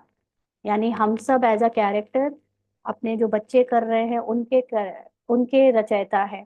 बच्चे मतलब सिर्फ फिजिकल फॉर्म में नहीं, लेकिन हम लोग जो भी इन्वेंशन करते हैं, जो भी बनाते हैं, जोड़ते हैं, ऐड करते हैं अपनी प्रॉपर्टी में या चीजों में, वो सब के रचयिता हम कैरेक्टर हैं। लेकिन बेहद का रचयिता बाबा है, और हद के रचयिता हम हैं। और हमारी ये रचना हद की है, फिजिकल वर्ल्ड की चीजें जो हम लोग अपने नाम पर बनाते और पालते हैं। अब तुम बच्चों को बाप कहते हैं, मुझे याद करो तो तुम्हारे विकर्म विनाश हो। मनुष्य बाप को नहीं जानते हैं तो किसको याद करें? इसीलिए बाप कहते हैं कितने निधन के बन पड़े हैं ना, पता ही नहीं है कहाँ से आए, कौन है, किसको याद करें, क्या करें, किससे पूछे। एकदम ऑर्फन की तरह भटक रहे हैं। यह भी ड्रामा में नूंद है। भक्ति और ज्ञान दोनों में सबसे श्रेष्ठ कर्म है दान करना ना। दान करना कहते हैं कि भक्ति में भी करते हैं, और यहाँ बाबा ज्ञान में भी कहता है दान करो। तो भक्ति मार्ग में ईश्वर अर्थ दान करते हैं। किस लिए? कोई कामना तो जरूर रहती है। समझते हैं जैसा कर्म करेंगे वैसा फल दूसरे जन्म में पाएंगे। इस जन्म में जो करेंगे उसका फल दूसरे जन्म में पाएंगे। जन्म जन्मांतर नहीं पाएंगे, एक जन्म के लिए फल मिलता है। सबसे अच्छे से अच्छा कर्म है, होता है दान। दान करने का मतलब किसी से कोई बदले में कोई चीज नहीं लेना, सिर्फ देना करना है ना। तो देना is the highest form of action without taking anything. मतलब बदले में किसी चीज की कामना ना रखना, सिर्फ देते जाना, ये सबसे ऊंचा कर्म होता है। तो दानी को पुण्य आत्मा कहा जाता है। भारत को महादानी कहा जाता है। भारत का मतलब लैंड ऑफ इनलाइटेंड सोल्स। तो महाभारत में आज तक जो जागृति थी मनुष्य के, मनुष्य तो नहीं कहेंगे बट भारत में रहने वालों के अंदर जो जागृति थी, उस जागृति के कारण सारे संसार में जो है सुख शांति और पवित्रता अखंडता की फिर से स्थापना होती है। और भारत ने हमेशा कुछ ना कुछ पूरे विश्व भर में दिया है। दुनिया का जो धन है वो भी भारत से ही लिया गया है। इसलिए भारत को चाहे स्थूल रूप में चाहे सूक्ष्म रूप में, दोनों में ही महादानी कहा जाता है। तो भारत में जितना दान होता है उतना और कोई खंड में नहीं। बाप भी आकर बच्चों को दान करते हैं, बच्चे फिर बाप को दान करते हैं। बाबा हमें क्या दान करता है? हमारी नॉलेज, ट्रुथ की नॉलेज। और हम बाबा को क्या दान करते हैं? अपने सारे झूठे चश्मे, है ना। ये ले लो बाबा, माया माइंड के चश्मे, जो हम अभी तक सोचते थे हम ये हैं हम वो हैं, वो है, वो ऐसा है, वो वैसा, ये सब माइंड के बनाए हुए चश्मे हैं। ये सब बाबा को दान करते हैं हम। कहते हैं बाबा आप आएंगे तो हम अपना तन मन धन सब आपके हवाले कर देंगे ना। एक तरफ से कहते थे अपना तन मन धन, और अभी समझ में आया एक्चुअली वो अपना था ही नहीं। वो तन मन धन तो दिया ही बाबा ने था। वो कैरेक्टर किसकी रचना है? बाबा की रचना है ना। तो कैरेक्टर में जो कुछ मिला वो भी किसने दिया? उस बाबा ने ही दिया।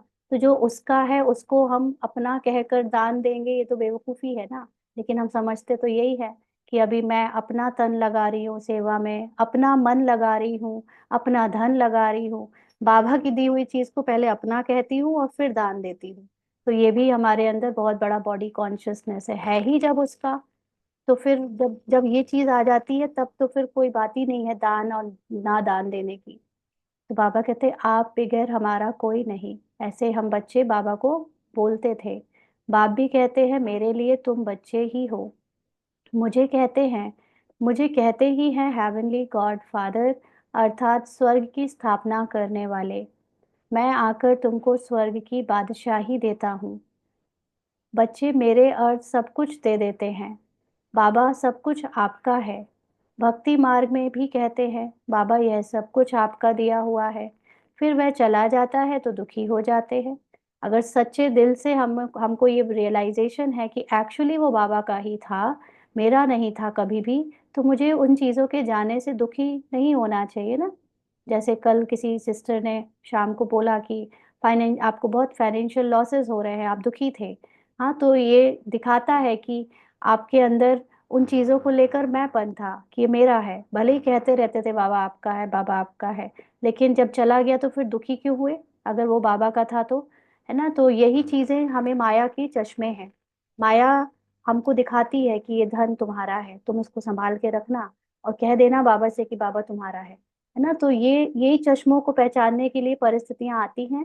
और जब हम चश्मों को पहचान जाते हैं, माया को जीत लेते हैं, तो जगत जीत बनते हैं। माना फिर हमको ये दुखी कोई भी चीज कर ही नहीं सकती। संसार की कोई चीज चाहे मेरे पास रहे चाहे ना रहे, मुझे अब कोई नहीं हिला सकता, क्योंकि मैं तो आत्मा नंगी, मेरे पास कुछ भी नहीं है। जो दिया शरीर बाबा ने दिया, उसको ये माइंड बाबा ने दिया, उसको ये स्क्रिप्ट में आवाज, ये विशेषता, ये कमी, ये आ, हर फिजिकल चीज बाबा ने दी। तो फिर उसके लिए मैं क्यों, उसके अच्छे और बुरे दोनों के लिए मैं अपने आप को दुखी करूं? है ना। तो इसीलिए ये जब सब चेकिंग होती जाएंगी हमारी कि हम हमें कहाँ कहाँ दुख मिल रहा है, जहाँ जहाँ पे हमें दुख मिलता है, जिन जिन चीज़ों के होने ना होने से फर्क पड़ता है, वो सब चश्मे हैं। इसीलिए बाबा को ये सब परिस्थितियां लास्ट के जन्म में क्रिएट करने पड़ी, ताकि हम माया के चश्मों को पहचान सके। बाबा की नॉलेज आ रही है तो उसको यूज भी तो करेंगे ना प्रैक्टिकली, कि सिर्फ सुनते ही रहेंगे। तो अब प्रैक्टिकल जीवन में उस नॉलेज को यूज करना है। बाबा कहते वह है भक्ति का अल्पकाल का सुख। जो भी हमें एक दान पुण्य करके थोड़ा बहुत वापस में मिलता था, हम समझते थे कि दान करने के बाद मिला है, वो सिर्फ कुछ ही समय का सुख होता था। बाप समझाते हैं भक्ति मार्ग में तुम मुझे दान पुण्य करते हो इनडायरेक्ट, उसका फल तो तुमको मिलता रहता है। इनडायरेक्ट का मतलब विदाउट नोइंग नॉलेज, ऐसे ही देते रहते हो, उसका फल तो तुमको मिलता रहता है। अब इस समय मैं तुमको कर्म, अकर्म और विकर्म का राज बैठ समझाता हूँ। भक्ति मार्ग में तुम जैसे कर्म करते हो उसका अल्पकाल सुख भी मेरे द्वारा तुमको मिलता है। मेरे द्वारा का मतलब जो ड्रामा में स्क्रिप्ट है वो भगवान ने वैसे ही रची हुई है कि तुमको, तुम्हारे द्वारा भगवान ये संकल्प तुम्हें देगा कि तुम यहाँ पर 10 रुपए डालो और घर जाओगे तो तुमको 100 रुपए का फायदा मिल जाएगा। ये दोनों चीजें ही ड्रामा में पहले से नूंद थी। तुमसे दक्षिणा के रूप में 10 रुपए डलवाना और तुम्हें, तुमको बदले में 100 रुपए दे देना। ये सारी छोटी छोटी सुख भी ड्रामा में नूंद है, जो कि पहले से ही भगवान को पता है ना, और वो पहले से फिक्स्ड है। ये नहीं कि मैंने किया इसलिए मिला, ऐसा नहीं है। वो करना भी ड्रामा में नून था तो उसके बदले में मिलना भी नून था। इन बातों का दुनिया में किसी को पता नहीं है। बाप ही आकर कर्मों की गति समझाते हैं। सतयुग में कभी कोई बुरा कर्म करते ही नहीं। क्यों? क्योंकि कोई चश्मे ही नहीं है। सतो प्रधान आत्मा की स्थिति के ऊपर कोई भी रजो और तमो के चश्मे नहीं चढ़े हैं। इसीलिए कोई दुनिया में जो जैसा होता है उसको एज इट इज देखा जाता है। तो सतयुग में सत्य ही होता है, तो सत्य के ऊपर कोई झूठ के चश्मे नहीं होते। इसलिए सत्य में सबको सत्य ही दिखता है, तो वहां पे सब सुखी रहते हैं।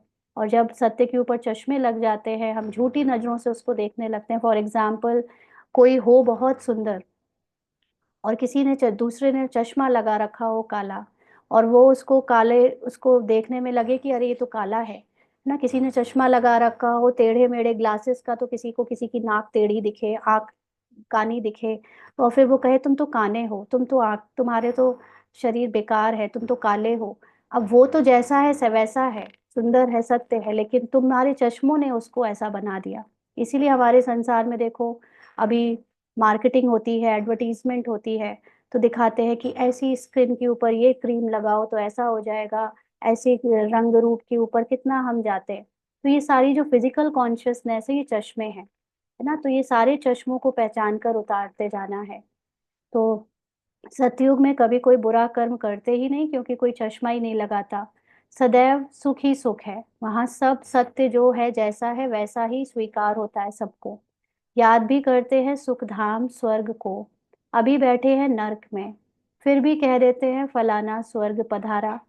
आत्मा को स्वर्ग कितना अच्छा लगता है ना। ओरिजिनल आत्मा को अपना घर क्यों नहीं अच्छा लगेगा, लेकिन इस माइंड ने उसको इस कलयुग की स्क्रिप्ट दिखा दी, तो अब उसको लगता है मुझे वापस लौटना है।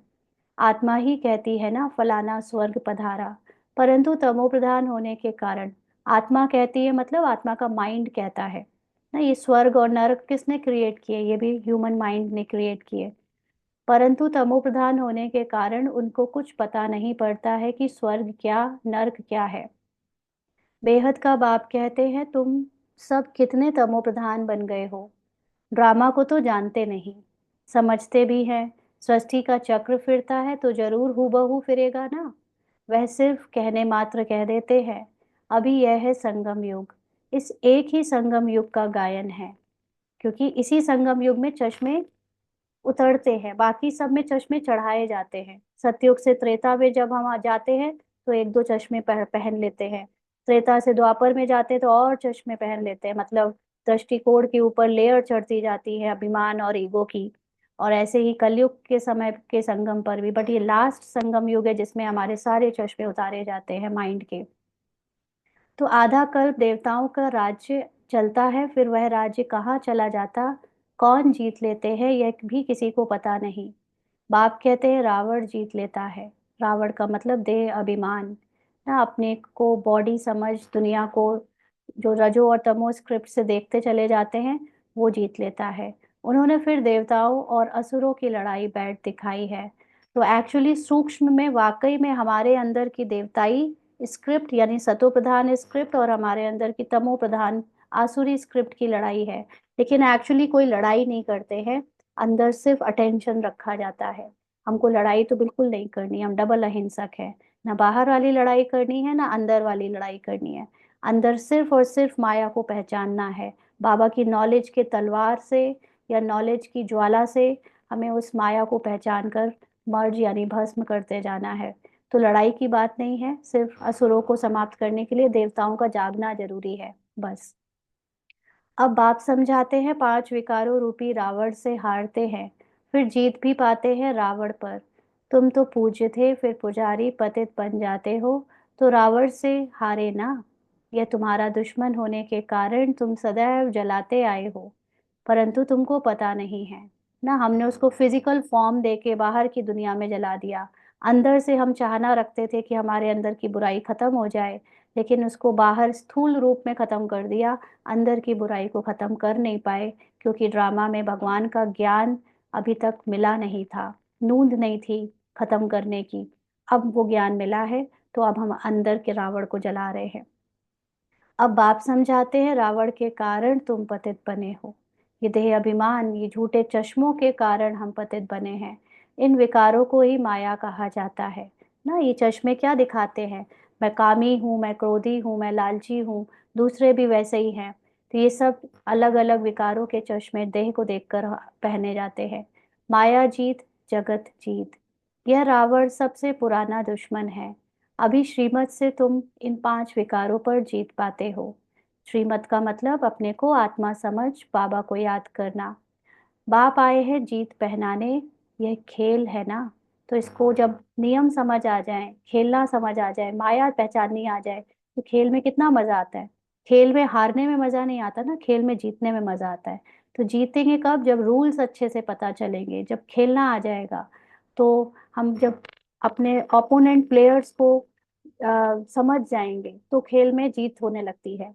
वैसे ही हमारे जो ओपोनेंट प्लेयर है इस खेल में, वो है माया। उस माया को पहचानते जाओ, जीत होती जाएगी। माया ते हारे हार, माया ते जीते जीत। जीत बाप ही पहनाते हैं। तो बाबा की जो नॉलेज है, जो आ, हमारा गाइड है, कोच है, वो बाबा है। तो अब कोच भगवान मिल गया है, तो फिर जीतेंगे कैसे नहीं। इसलिए इनको सर्वशक्तिवान कहा जाता है।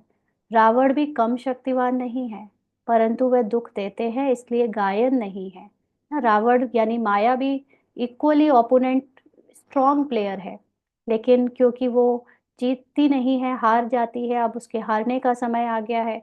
तो अब हारने वाले की गुणगान थोड़ी करेंगे, जीतने वाले का गुणगान करेंगे। क्योंकि समय पहले माया के जीतने का था द्वापर से, तो वो जीतती गई। अब हमारे जीतने का मतलब बाबा के ज्ञान का जीतने का समय है, इसलिए बाबा के गुणगान हो रहे हैं। रावण है बहुत दुष्टर, तुम्हारी राजाई ही छीन लेते हैं। अभी तुम समझ गए हो हम कैसे हारते हैं, फिर कैसे जीत पाते हैं। आत्मा चाहती भी है हमको शांति चाहिए, हम अपने घर जावे। भक्त भगवान को याद करते हैं, परंतु पत्थर बुद्धि होने के कारण समझते नहीं हैं ना। इतनी सारी झूठी देह की लेयर्स चढ़ी हैं, माया की लेयर चढ़ी है, उसमें हम उस निराकार भगवान को जान नहीं पाते, अपने को आत्मा जानने के बाद भी अनुभव नहीं कर पाते। इसीलिए शांति जो हमारा मूल स्थिति है, मूल हमारी घर है, उस तक हम पहुंच नहीं पाते। तो भगवान बाबा है, तो बाबा से जरूर वर्षा मिलता होगा। अभी 1 मिनट के लिए अशरीरी होकर बाबा को याद करेंगे।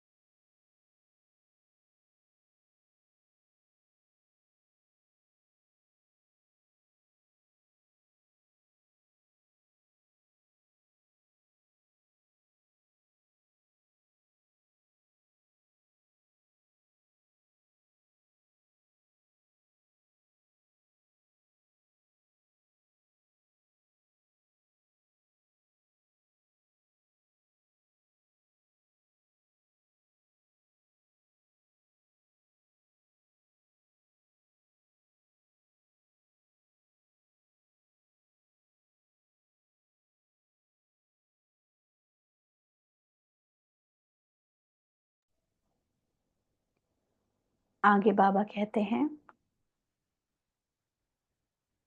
भगवान बाबा है तो बाप से जरूर वर्षा मिलता होगा।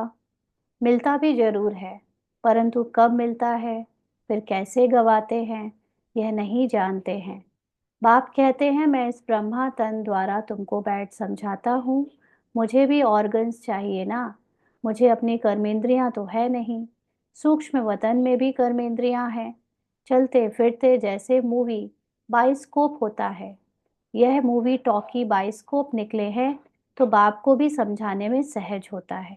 देखो बाबा कह रहा है ना कि बाबा को ये मूवी 5,000 साल की समझानी थी, तो उसके लिए ये स्थूल वर्ल्ड में, साकार लोक में भी हमारे लिए मूवीज, टॉकीज, ये पिक्चर, ये सारी जो क्या प्रोजेक्टर, ये सब निकले, जिससे बाबा हमें एक्चुअली समझा सकता है कि कैसे 5,000 साल का खेल, लाइट का शो चल रहा है।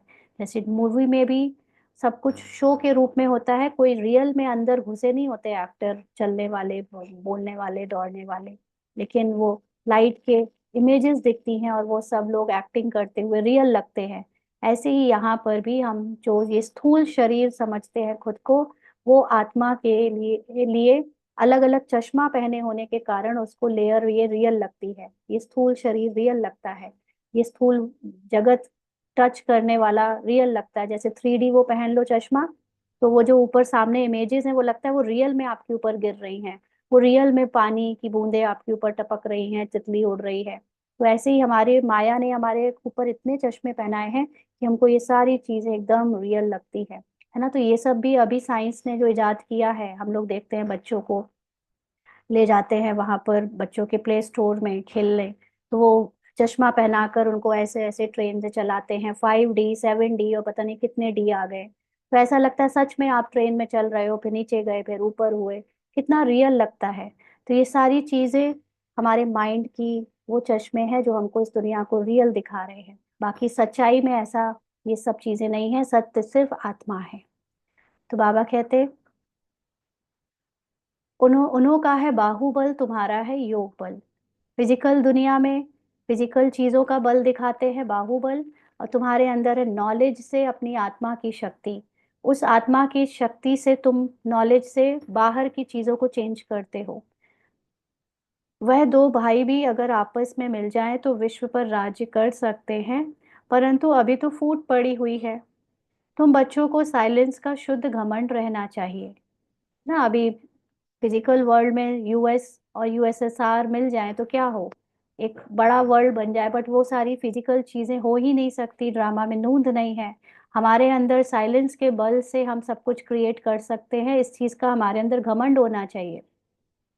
तुम मनमनाभव के आधार से साइंस द्वारा जगत जीत बन जाते हो। वह है साइंस घमंडी, तुम साइलेंस घमंडी। अपने को आत्मा समझ पाप को याद करते रहो, करते हो।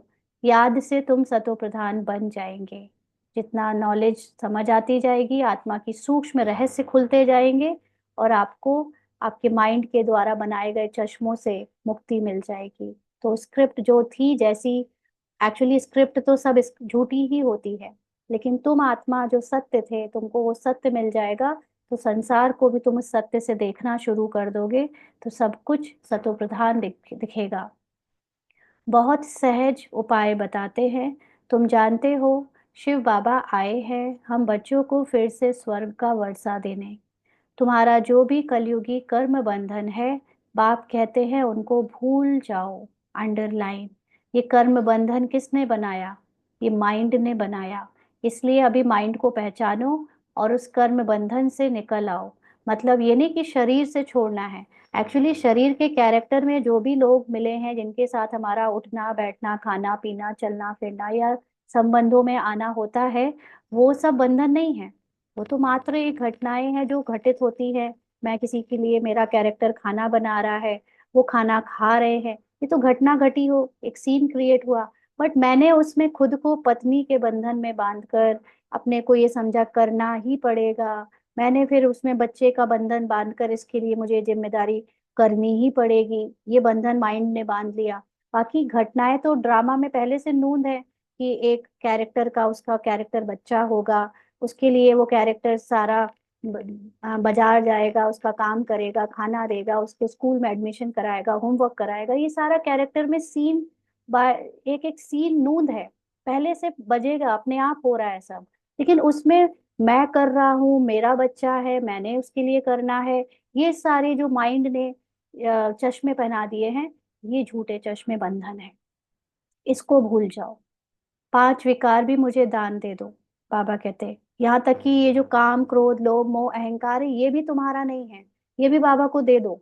और कभी तुम्हारे पार्ट में कैरेक्टर में काम क्रोध लोभ मोह अहंकार जैसी बातें आ रही हैं या सपनों में आ रही हैं, तो वो तुम्हारा है ही नहीं, तुम उसको क्यों लेके बैठे हो? मुझे कामुकता के सपने आ रहे हैं, मुझे क्रोध आता है, मुझे लालच है। तुम्हें कुछ नहीं है, तुम तो आत्मा हो। तुम्हारे सत्य में तो कुछ भी नहीं है। ये तो कैरेक्टर के माइंड ने तुम्हें दिखाया है कि देखो लालच तुम्हारे अंदर है, देखो क्रोध तुम्हारे अंदर है। अरे वो चश्मा उतारो, कुछ नहीं है, ना क्रोध है मेरा, ना लोभ है मेरा, ना कामुकता है, ना कोई और विकार है मेरा, सब बाबा का है, दे दो बाबा को। तो बाबा कहते तुम जो मेरा मेरा करते आए हो, मेरा पति मेरा फलाना, यह सब भूलते जाओ। सब देखते हुए भी उनसे ममत्व मिटा दो।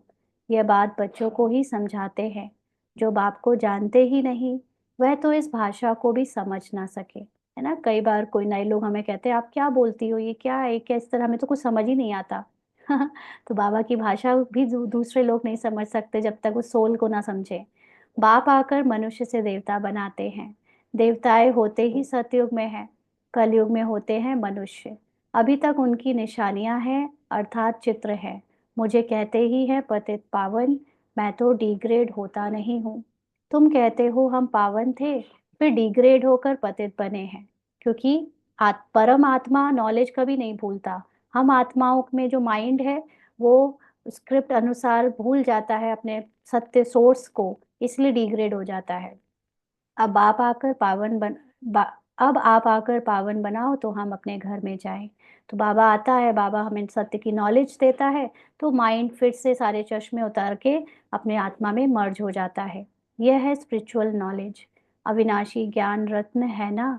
यह है नई नॉलेज। अभी तुमको यह नॉलेज सिखाता हूँ। रचयिता और रचना के आदि मध्य अंत का राज बताता हूँ।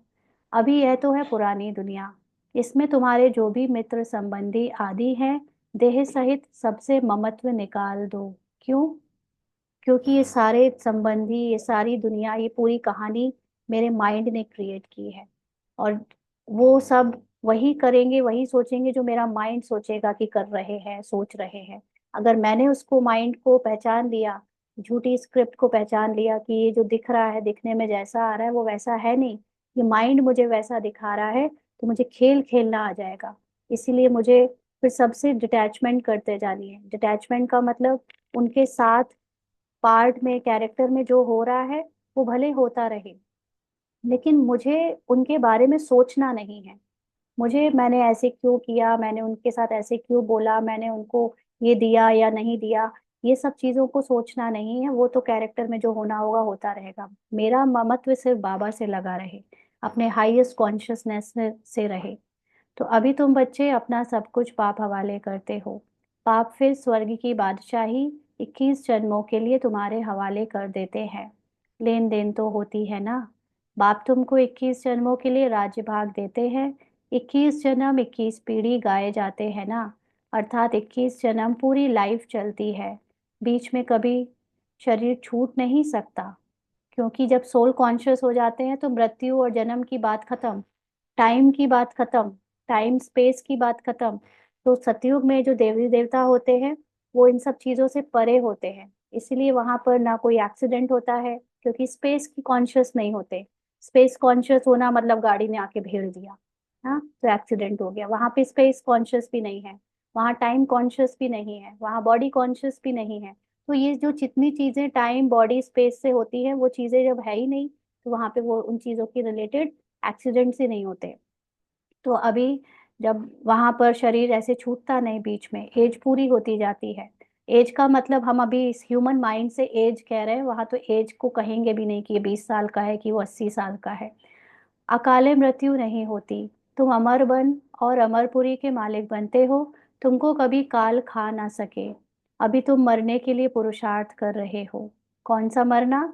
हम ये फिजिकल फॉर्म की सारे चश्मों को उतार कर फिजिकल कॉन्शियसनेस और माइंड से मरने का पुरुषार्थ कर रहे हैं। बाप कहते हैं देह सहित देह के सब संबंध छोड़ एक बाप से संबंध रखना है। अब जाना ही है सुख के संबंध में। दुख के बंधनों को भूलते जाओ। गृहस्थ व्यवहार में रहते पवित्र बनना है। बाप कहते हैं मामेकम याद करो, साथ साथ दैवी गुण भी धारण करो। इन देवताओं जैसा बनना है। देवता कैसे होते हैं? Divine, complete soul conscious. यह है एम ऑब्जेक्ट। यह लक्ष्मी नारायण स्वर्ग के मालिक थे। इन्होंने कैसे राज्य पाया, फिर कहाँ गए, यह किसी को पता नहीं है ना। इस संसार में जैसे डायनासोर आए, कहाँ चले गए किसी को पता नहीं। दिवाली के समय वो क्षमा पर मरने वाले परवाने कहाँ से आते हैं, फिर कहाँ चले जाते हैं, किसी को पता नहीं। आज अभी इस कमरे में एक भी मच्छर नहीं है, कल दो चार मच्छर आ जाएंगे, कहाँ से आए कहाँ चले गए कुछ पता नहीं। क्यों? क्योंकि बनी बनाई लाइट की मूवी चल रही है। जब जो सीन में घटना होती है तो वो सीन में वो चीज मच्छर दिखने लगता है, वो डायनासोर दिखने लगते हैं, वो लक्ष्मी नारायण दिखने लगते हैं। जब उनका सीन का टाइम ओवर हो जाता है तो वो सब चले जाते हैं। इसलिए ना कोई पैदा होता है ना कोई मरता है। ये सिर्फ सीन घटित होता है, उसमें दिखाया जाता है कि कोई पैदा हुआ और कोई मर रहा है। बाकी ऐसा कुछ होता ही नहीं। तो अभी तुम बच्चों को दैवी गुण धारण करने हैं। अभी एक्टिंग में हम सबको अपने सोल कॉन्शियस स्थिति से दिव्यता लानी है। किसी को भी दुख नहीं देना है। बाप है ही दुख हरता सुख करता। तो तुमको भी सुख का रास्ता सबको बताना है, अर्थात अंधों की लाठी बनना है। अभी बाप ने तुम्हें ज्ञान का तीसरा नेत्र दिया है। तुम जानते हो बाप कैसे पार्ट बजाते हैं। अभी बाप जो तुमको पढ़ा रहे हैं वह फिर पढ़ाई लोप हो जाएगी, प्रायः लोप हो जाएगी। यानी ये नॉलेज जिससे हमारी सोल कॉन्शियस बन होती जा रही है, स्थिति बनती जा रही है, वो उसकी जरूरत ही नहीं रहेगी। ये नॉलेज खत्म हो जाएगी एक बार हम सोल कॉन्शियस हो गए तो।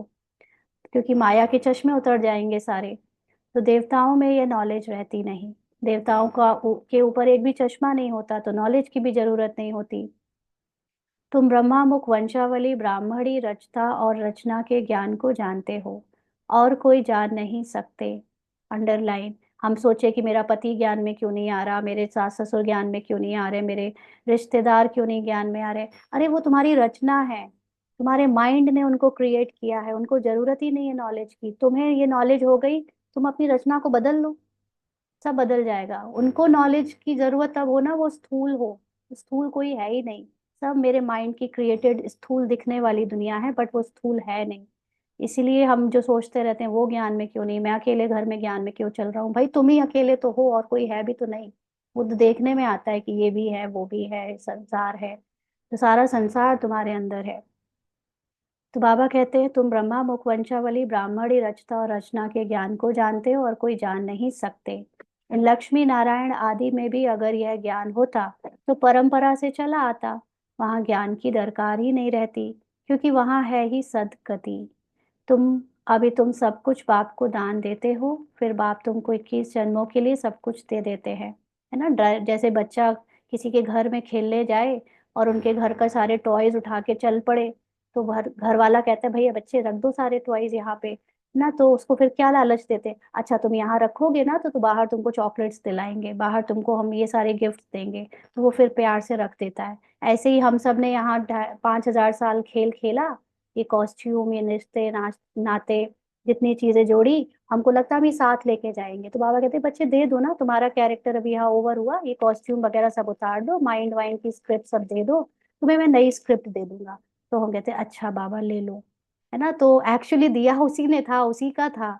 और हमको बाबा को ऐसे बोलना पड़ता है पुचकार पुचकार के कि दे दो वापस सब कुछ, तुम्हें सब नया मिल जाएगा। तो बाबा कहते ऐसा दान कभी होता नहीं। तुम जानते हो हम सर्वंश देते हैं। सर्वंश सब कुछ दे देते हैं, आत्मा के सिवा कुछ नहीं छोड़ते। बाबा यह सब कुछ आपका है, आप ही हमारे सब कुछ हो। त्वमेव मातश्च पिता त्वमेव। पार्ट तो बजाते हैं ना, अब पार्ट है तो ये सब मिला है।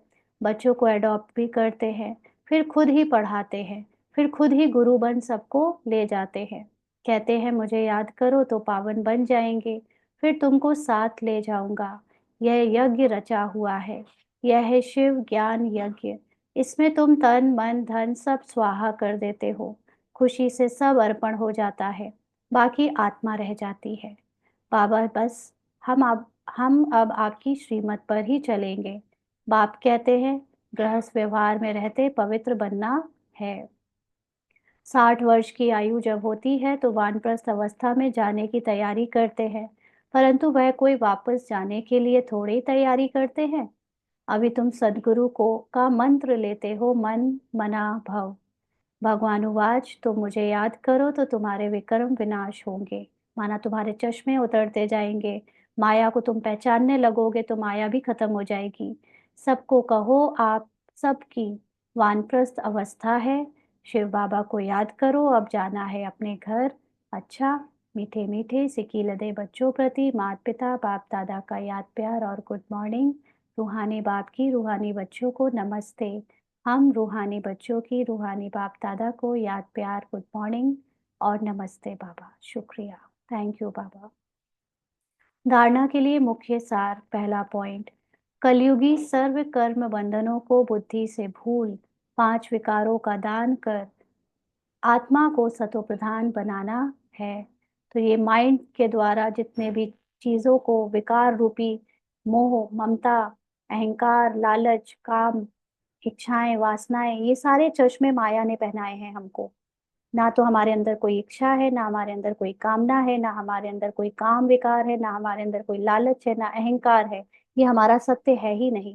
लेकिन ये चश्मा कहता है, देखो तुम्हें उसको देखकर कामुकता आ रही है, देखो तुम्हें उसको देखकर इच्छा आ रही है, देखो तुम्हें अहंकार है अपने ऊपर। तो ये सारे चश्मों को उतारते जाना है, अपने आप को सारे बंधनों से मुक्त करना है। हमको तो सिर्फ एक्टिंग करनी है, हम सबके साथ रह रहे हैं, वो भी एक्टिंग कर रहे हैं, हम भी एक्टिंग कर रहे हैं।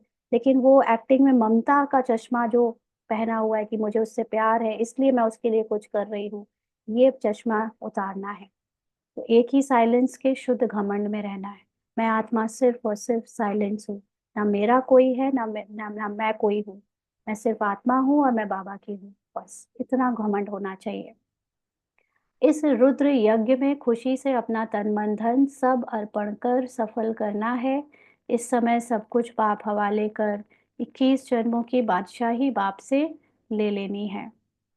आज का वरदान है, रौब के अंश का भी त्याग करने वाले स्वमानधारी पुण्य आत्मा भव। रौब के अंश का भी त्याग करने वाले स्वमानधारी पुण्यात्मा भव। बाबा ने समझाया कि स्वमानधारी बच्चे सभी को मान देने वाले दाता होते हैं। दाता अर्थात रहम दिल। उनमें कभी किसी भी आत्मा के प्रति संकल्प मात्र भी रौब नहीं रहता। यह ऐसा क्यों, ऐसा नहीं करना चाहिए, होना नहीं चाहिए, ज्ञान यह कहता है क्या, यह भी सूक्ष्म रौब का अंश है। लेकिन स्वमानधारी पुण्य आत्माएं गिरे हुए को उठाएंगी, सहयोगी बनाएंगी। वह कभी यह संकल्प भी नहीं कर सकती कि यह तो अपने कर्मों का फल भोग रहे हैं, करेंगे तो जरूर पाएंगे, इन्हें गिरना ही चाहिए। ऐसे संकल्प आप बच्चों के हो नहीं सकते। क्योंकि जैसे कल सुबह बाबा ने समझाया था कि जो लॉ ऑफ कर्मा हमको अभी तक पढ़ाया गया, समझाया गया, ये भी ट्रुथ नहीं है। एक्टिंग में एक मूवी में माधुरी दीक्षित को कुछ बनाया गया, दूसरी मूवी में कुछ बनाया गया। अब ये थोड़ी बोलेंगे कि दूसरी मूवी में उसको जो बना है वो उसकी पहली मूवी के कर्मों का फल है इसलिए सेकंड मूवी मिली। ऐसा नहीं होता है। एक्टिंग में सिर्फ स्क्रिप्टेड है, ड्रामा के कैरेक्टर को स्क्रिप्ट किया गया है और वो हम उसको रिलेट करते हैं कि उसने पिछली मूवी में कुछ गलत काम किया था इसलिए अच्छी मूवी नहीं मिली इस साल। ये सब इस मूवी में, तो ये सब ऐसे रियलिटी में नहीं होता। जब आप आत्म अभिमानी हो जाते हो तब। तो इसलिए जब कोई का कैरेक्टर थोड़ा सा कम अच्छा हो, कैरेक्टर में ऊपर नीचे हो रही हो, तो हम उसके लिए एक सतो प्रधान आत्मा के माइंड की स्क्रिप्ट कभी ये क्रिएट नहीं करेगी कि अपने कर्मों का फल भोग रहे हैं, इन्हें तो ऐसे मिलना ही चाहिए, इन्हें तो गिरना ही चाहिए। नहीं, सतो प्रधान आत्मा सबको सबके लिए श्रेष्ठ संकल्प करेगी और वो सबको अपने संकल्पों से सहयोग देगी ताकि उनकी स्क्रिप्ट में जो भी कमी कमजोरी का पार्ट मिला है वो उसको भी अच्छे से प्ले कर सके और वो अंदर से हल्के रह सके। तो इसलिए हमारे अंदर रौब का कोई अंश नहीं होना चाहिए। स्लोगन है, संतुष्टता और प्रसन्नता की विशेषता ही उड़ती कला का अनुभव कराती है। जितना हमें अपने रोल से, कैरेक्टर से, चाहे जितना भी उसमें मिला है पार्ट, नॉलेज, हमें जितनी ज्यादा संतुष्टता होगी उतने ही हम प्रसन्न रहेंगे और जितने प्रसन्न रहेंगे उतने हम अपने ट्रुथ के करीब रहेंगे, तो उड़ती कला का अनुभव करेंगे।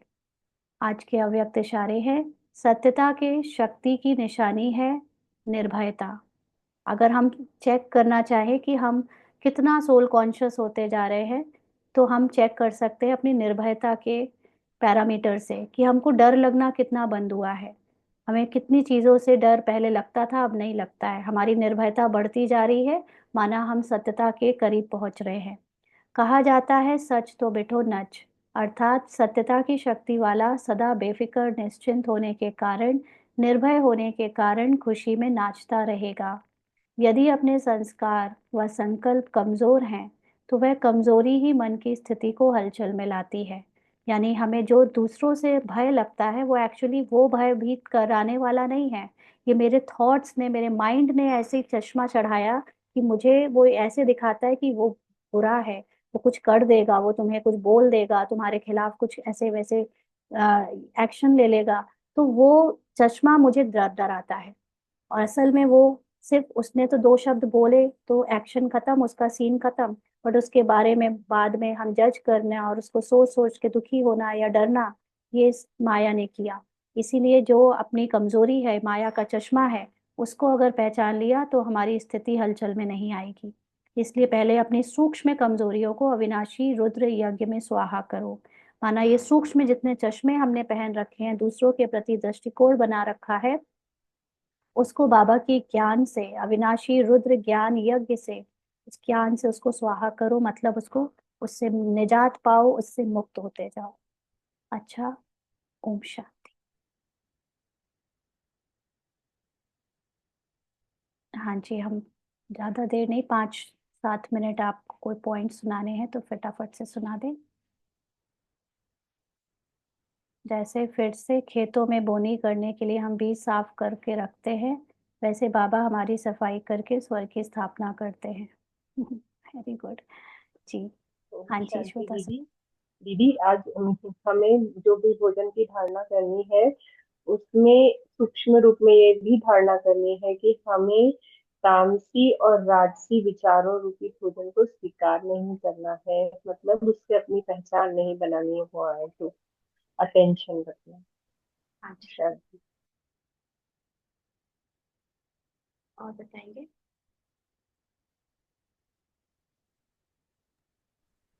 जी। ओम शांति दीदी। आ, बाबा ने जो भी बताया था मुरली में, आपके द्वारा, कि हमारे अंदर जो भी कमी है, जिसमें भी हम डूबते हैं,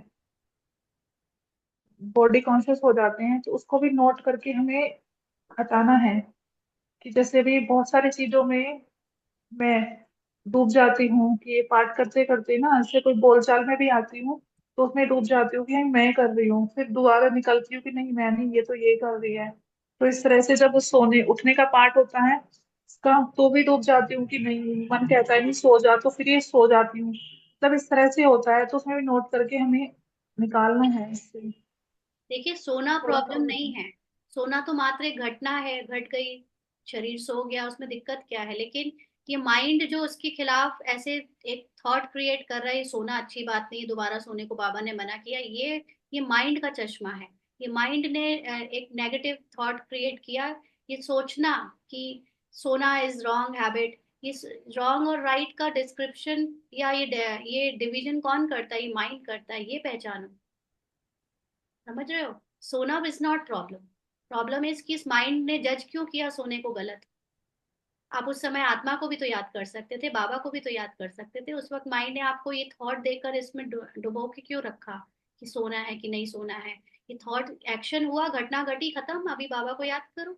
बट हम जो कुछ करते हैं उसके बाद उसके बारे में जो सोचते रहते हैं, दैट इज चश्मा, माया का माया माइंड का चश्मा ना। तो ये प्रॉब्लम हमारे एक्शंस नहीं है, प्रॉब्लम है हमारे उन एक्शंस के प्रति जजमेंट। ये माइंड जो जज करता है वो प्रॉब्लम है, वो माया है।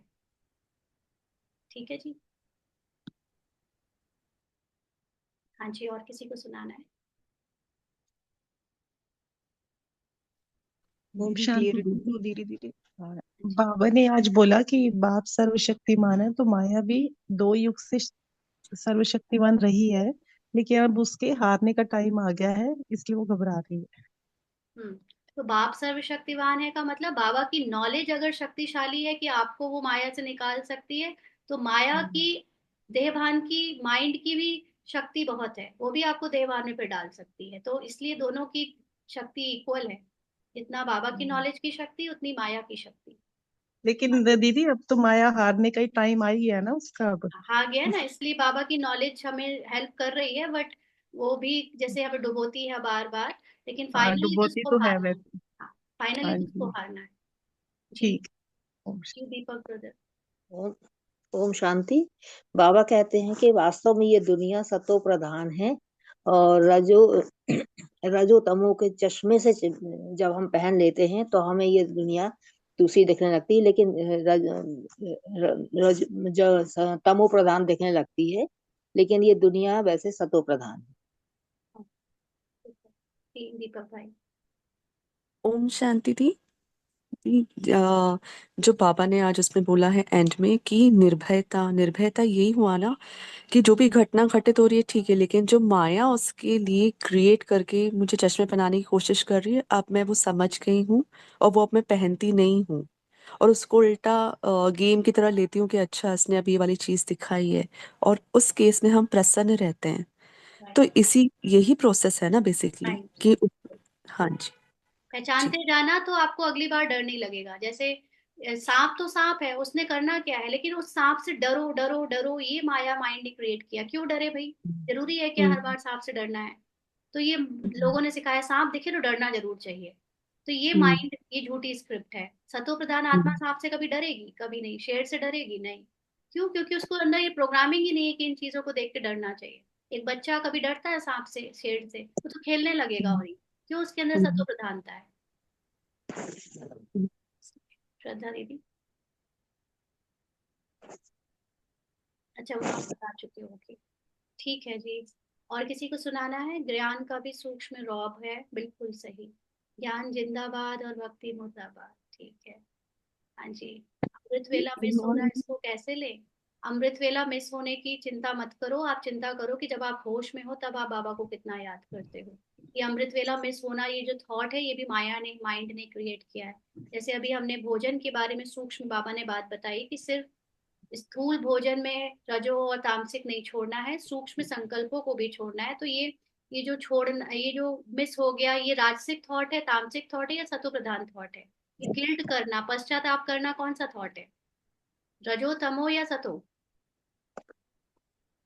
बताएं। नमो। तमो थॉट है ना, मिस हो जाना, पश्चाताप करते रहना, गिल्ट में रहना। तो ये थॉट माया माइंड का चश्मा है, इसको पहचानो और ये गिल्ट में जाना बंद करो। किसी भी चीज के गिल्ट में जाना बंद करो। एक सेकंड पहले भी आपके द्वारा किसी को का मर्डर भी हो गया ना, तो भी गिल्ट मत करना, क्योंकि वो तामसिक थॉट है। क्योंकि जो होना था वो स्क्रिप्ट में पहले से फिक्स था, वही हुआ है। आपका काम है सिर्फ और सिर्फ बाबा को याद करना, अपने को आत्मा समझना। यही एक सतो प्रधान थॉट है, बाकी सारे थॉट्स नेगेटिव हैं और तमो है। हाँ जी दीपक भाई। हाँ, दीपक बहन भाई के अंदर जो भी बहन है।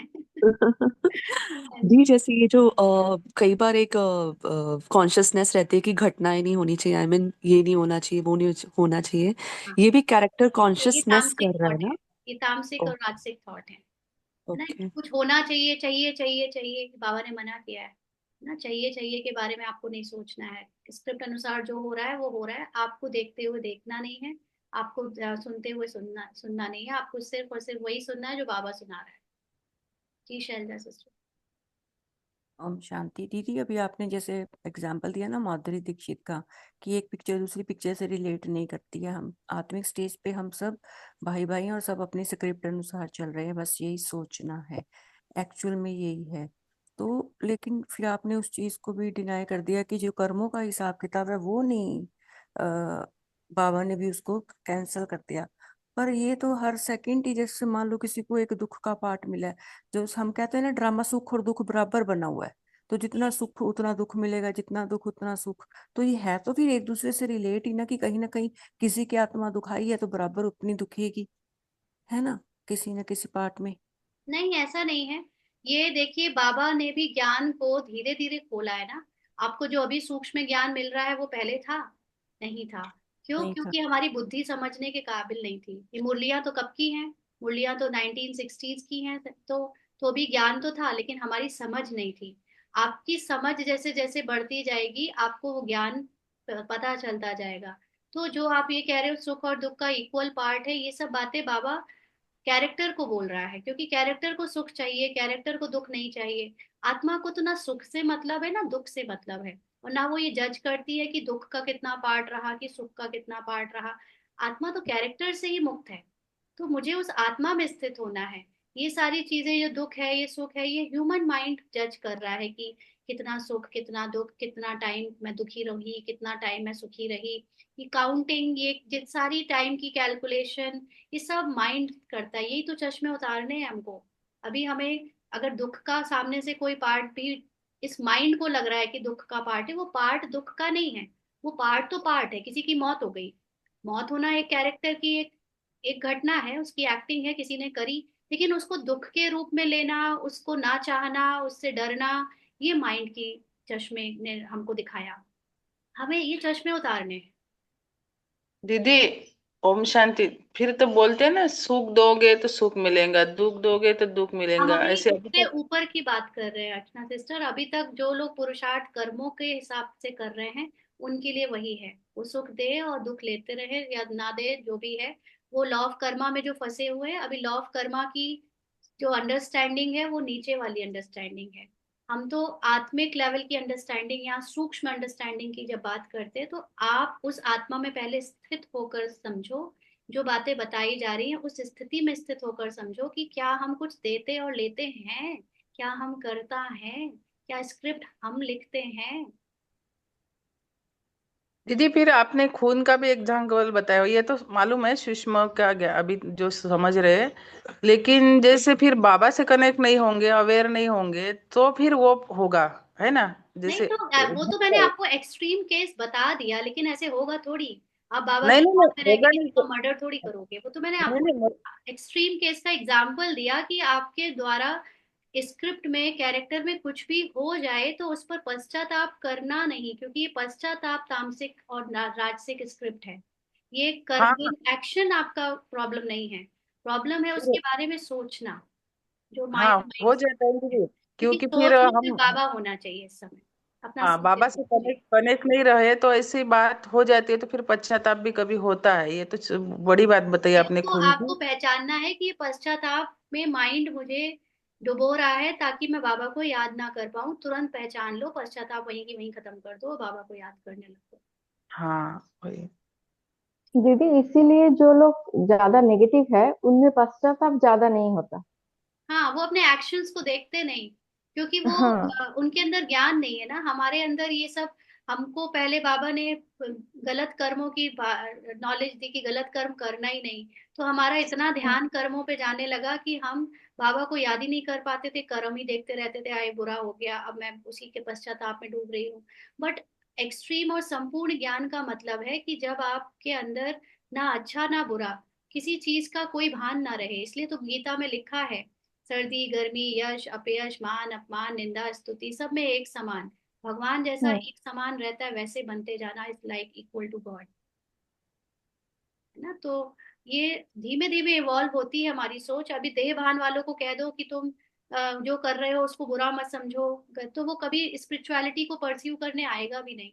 और एक्चुअली जैसे शिव के लिए कहते हैं, शिव को तुम चाहे धतूरा चढ़ाओ, चाहे अक का फूल चढ़ाओ, चाहे दूध चढ़ाओ, चाहे उसके ऊपर मांस मदिरा चढ़ाओ, उसे कोई फर्क नहीं पड़ता। क्योंकि वो किसी की जी। स्क्रिप्ट को देखता ही नहीं। वो ये नहीं देखता कि तुम मांस मदिरा खाने वाले हो तो तुमको मिले कि नहीं मिले, उसको उससे फर्क नहीं पड़ता। कैरेक्टर में तुमको मांस मदिरा उसी ने तो दी, तुम उसी ने तो तुम्हारी स्क्रिप्ट को बनाया। हमने थोड़ी ना चूज की अपनी स्क्रिप्ट। हम्म। इसलिए भगवान के लिए सब कुछ इक्वल है। इसीलिए जो हम लोग ये बातें करते हैं कि भोजन ये खाएं कि ये नहीं खाएं। हाँ, दूसरी बात मुझे याद आई कि हम लोग पखाने जाने के बाद जो वॉश मतलब नहाने का जो धारणा करते हैं, इसको हमने स्थूलता की रख दिया। एक्चुअली में इसका मतलब है कि जब जब आप पखाने जाओ उसके बाद अपनी बॉडी को वॉश करो। बॉडी वॉश की बात तो चलो ठीक है, स्थूल में करते हैं, वो भक्ति का एक हम लोगों का संस्कार बाबा ने हमारे अंदर डलवा दिया। लेकिन इसकी धारणा सूक्ष्म है। और सूक्ष्म धारणा ये है कि जब जब आपके माइंड में पखाने जैसे विचार आ जाए, जब जब आपके अंदर तामसिक राजसिक स्क्रिप्ट कोई संस्कार या संकल्पों का पखाने जैसा पॉटी जैसी बात आ जाए अंदर, तो आप तुरंत तुरंत ज्ञान का वॉश करो, तुरंत तुरंत ज्ञान से नहाओ, उसको ज्ञान से क्लीन करो। ये है इसका सूक्ष्म धारणा का मतलब, और हम लोगों ने इसको फिजिकल करके रख दिया है। ना फिजिकल में भी ठीक है, कर रहे हैं, अच्छी बात है, उससे हेल्थ अच्छी रहती है, लेकिन मेन बात है सूक्ष्म में जब जब पखाने जाएं तब तक हम ज्ञान की वर्षा से उसको नहाएं, साफ करें। ठीक है, जब जब सूक्ष्म स्थूल संकल्प हमारे गिरे हुए, मिट्टी से सने हुए, देह भान की बू वाले हो, तब तब हम उसको ज्ञान से साफ करके आत्माभिमानी स्थिति में स्थित हो दीदी एक चीज है बस, जाए। ठीक है आत्मिक स्टेज पे हम सबको एक जैसा देख रहे हैं, हम अपनी स्थिति में तो बिल्कुल ठीक है, लेकिन अभी जो ड्रामा में है वो इस चीज को नहीं समझेंगे। लेकिन आपको एज अ जज बिठा दिया जाए, दो बच्चे हैं, एक ने एक की चोरी कर ली, अब मेरे लिए जिसने चोरी कर ली वो भी आत्मा, जिसकी चोरी हुई वो भी आत्मा। अब मैं एज अ जज अगर अब मैं ड्रामा के अनुसार इधर मैं आपको इसलिए स्टॉप करूंगी क्योंकि मैं समझ गई। अभी आपके हम्म माइंड ने ना उस आपको एक ऐसी कहानी रच के दे दी जिसके बारे में आप सोचते रह जाओ। जब आपके हम्म साथ वो चीज हो नहीं रही तो आप उसकी चीज के बारे में सोच क्यों रहे हो? हम्म, आपकी स्क्रिप्ट में जो चीज नहीं है, आप जबरदस्ती स्क्रिप्ट क्यों बना रहे हो? ठीक है। ये व्यर्थ की बातों में नहीं जाना है हमें। आपको जब स्क्रिप्ट में कुछ मिले, उसमें जब बात आए तब उसके बारे में बाबा से राय लो। अदरवाइज हम अपनी कहानियां तो अनलिमिटेड बना सकते हैं और बाबा से उसके बारे में राय ले सकते हैं। ये बाबा व्यर्थ की बातों में जाने की राय नहीं देता। हम्म, अब यही बात हो गई ना, अब नहाना है मतलब अब बाबा से जुड़ना है, ये था सिर्फ और वेस्ट है ना। सिर्फ बाबा को याद करने के सिवा हमारा कोई बिजनेस नहीं होना चाहिए सब। ठीक, बाकी सब कैरेक्टर और ड्रामा को सौंप दो और निश्चिंत रहो बाबा को। ठीक है दीदी, थैंक यू। चलिए बाबा।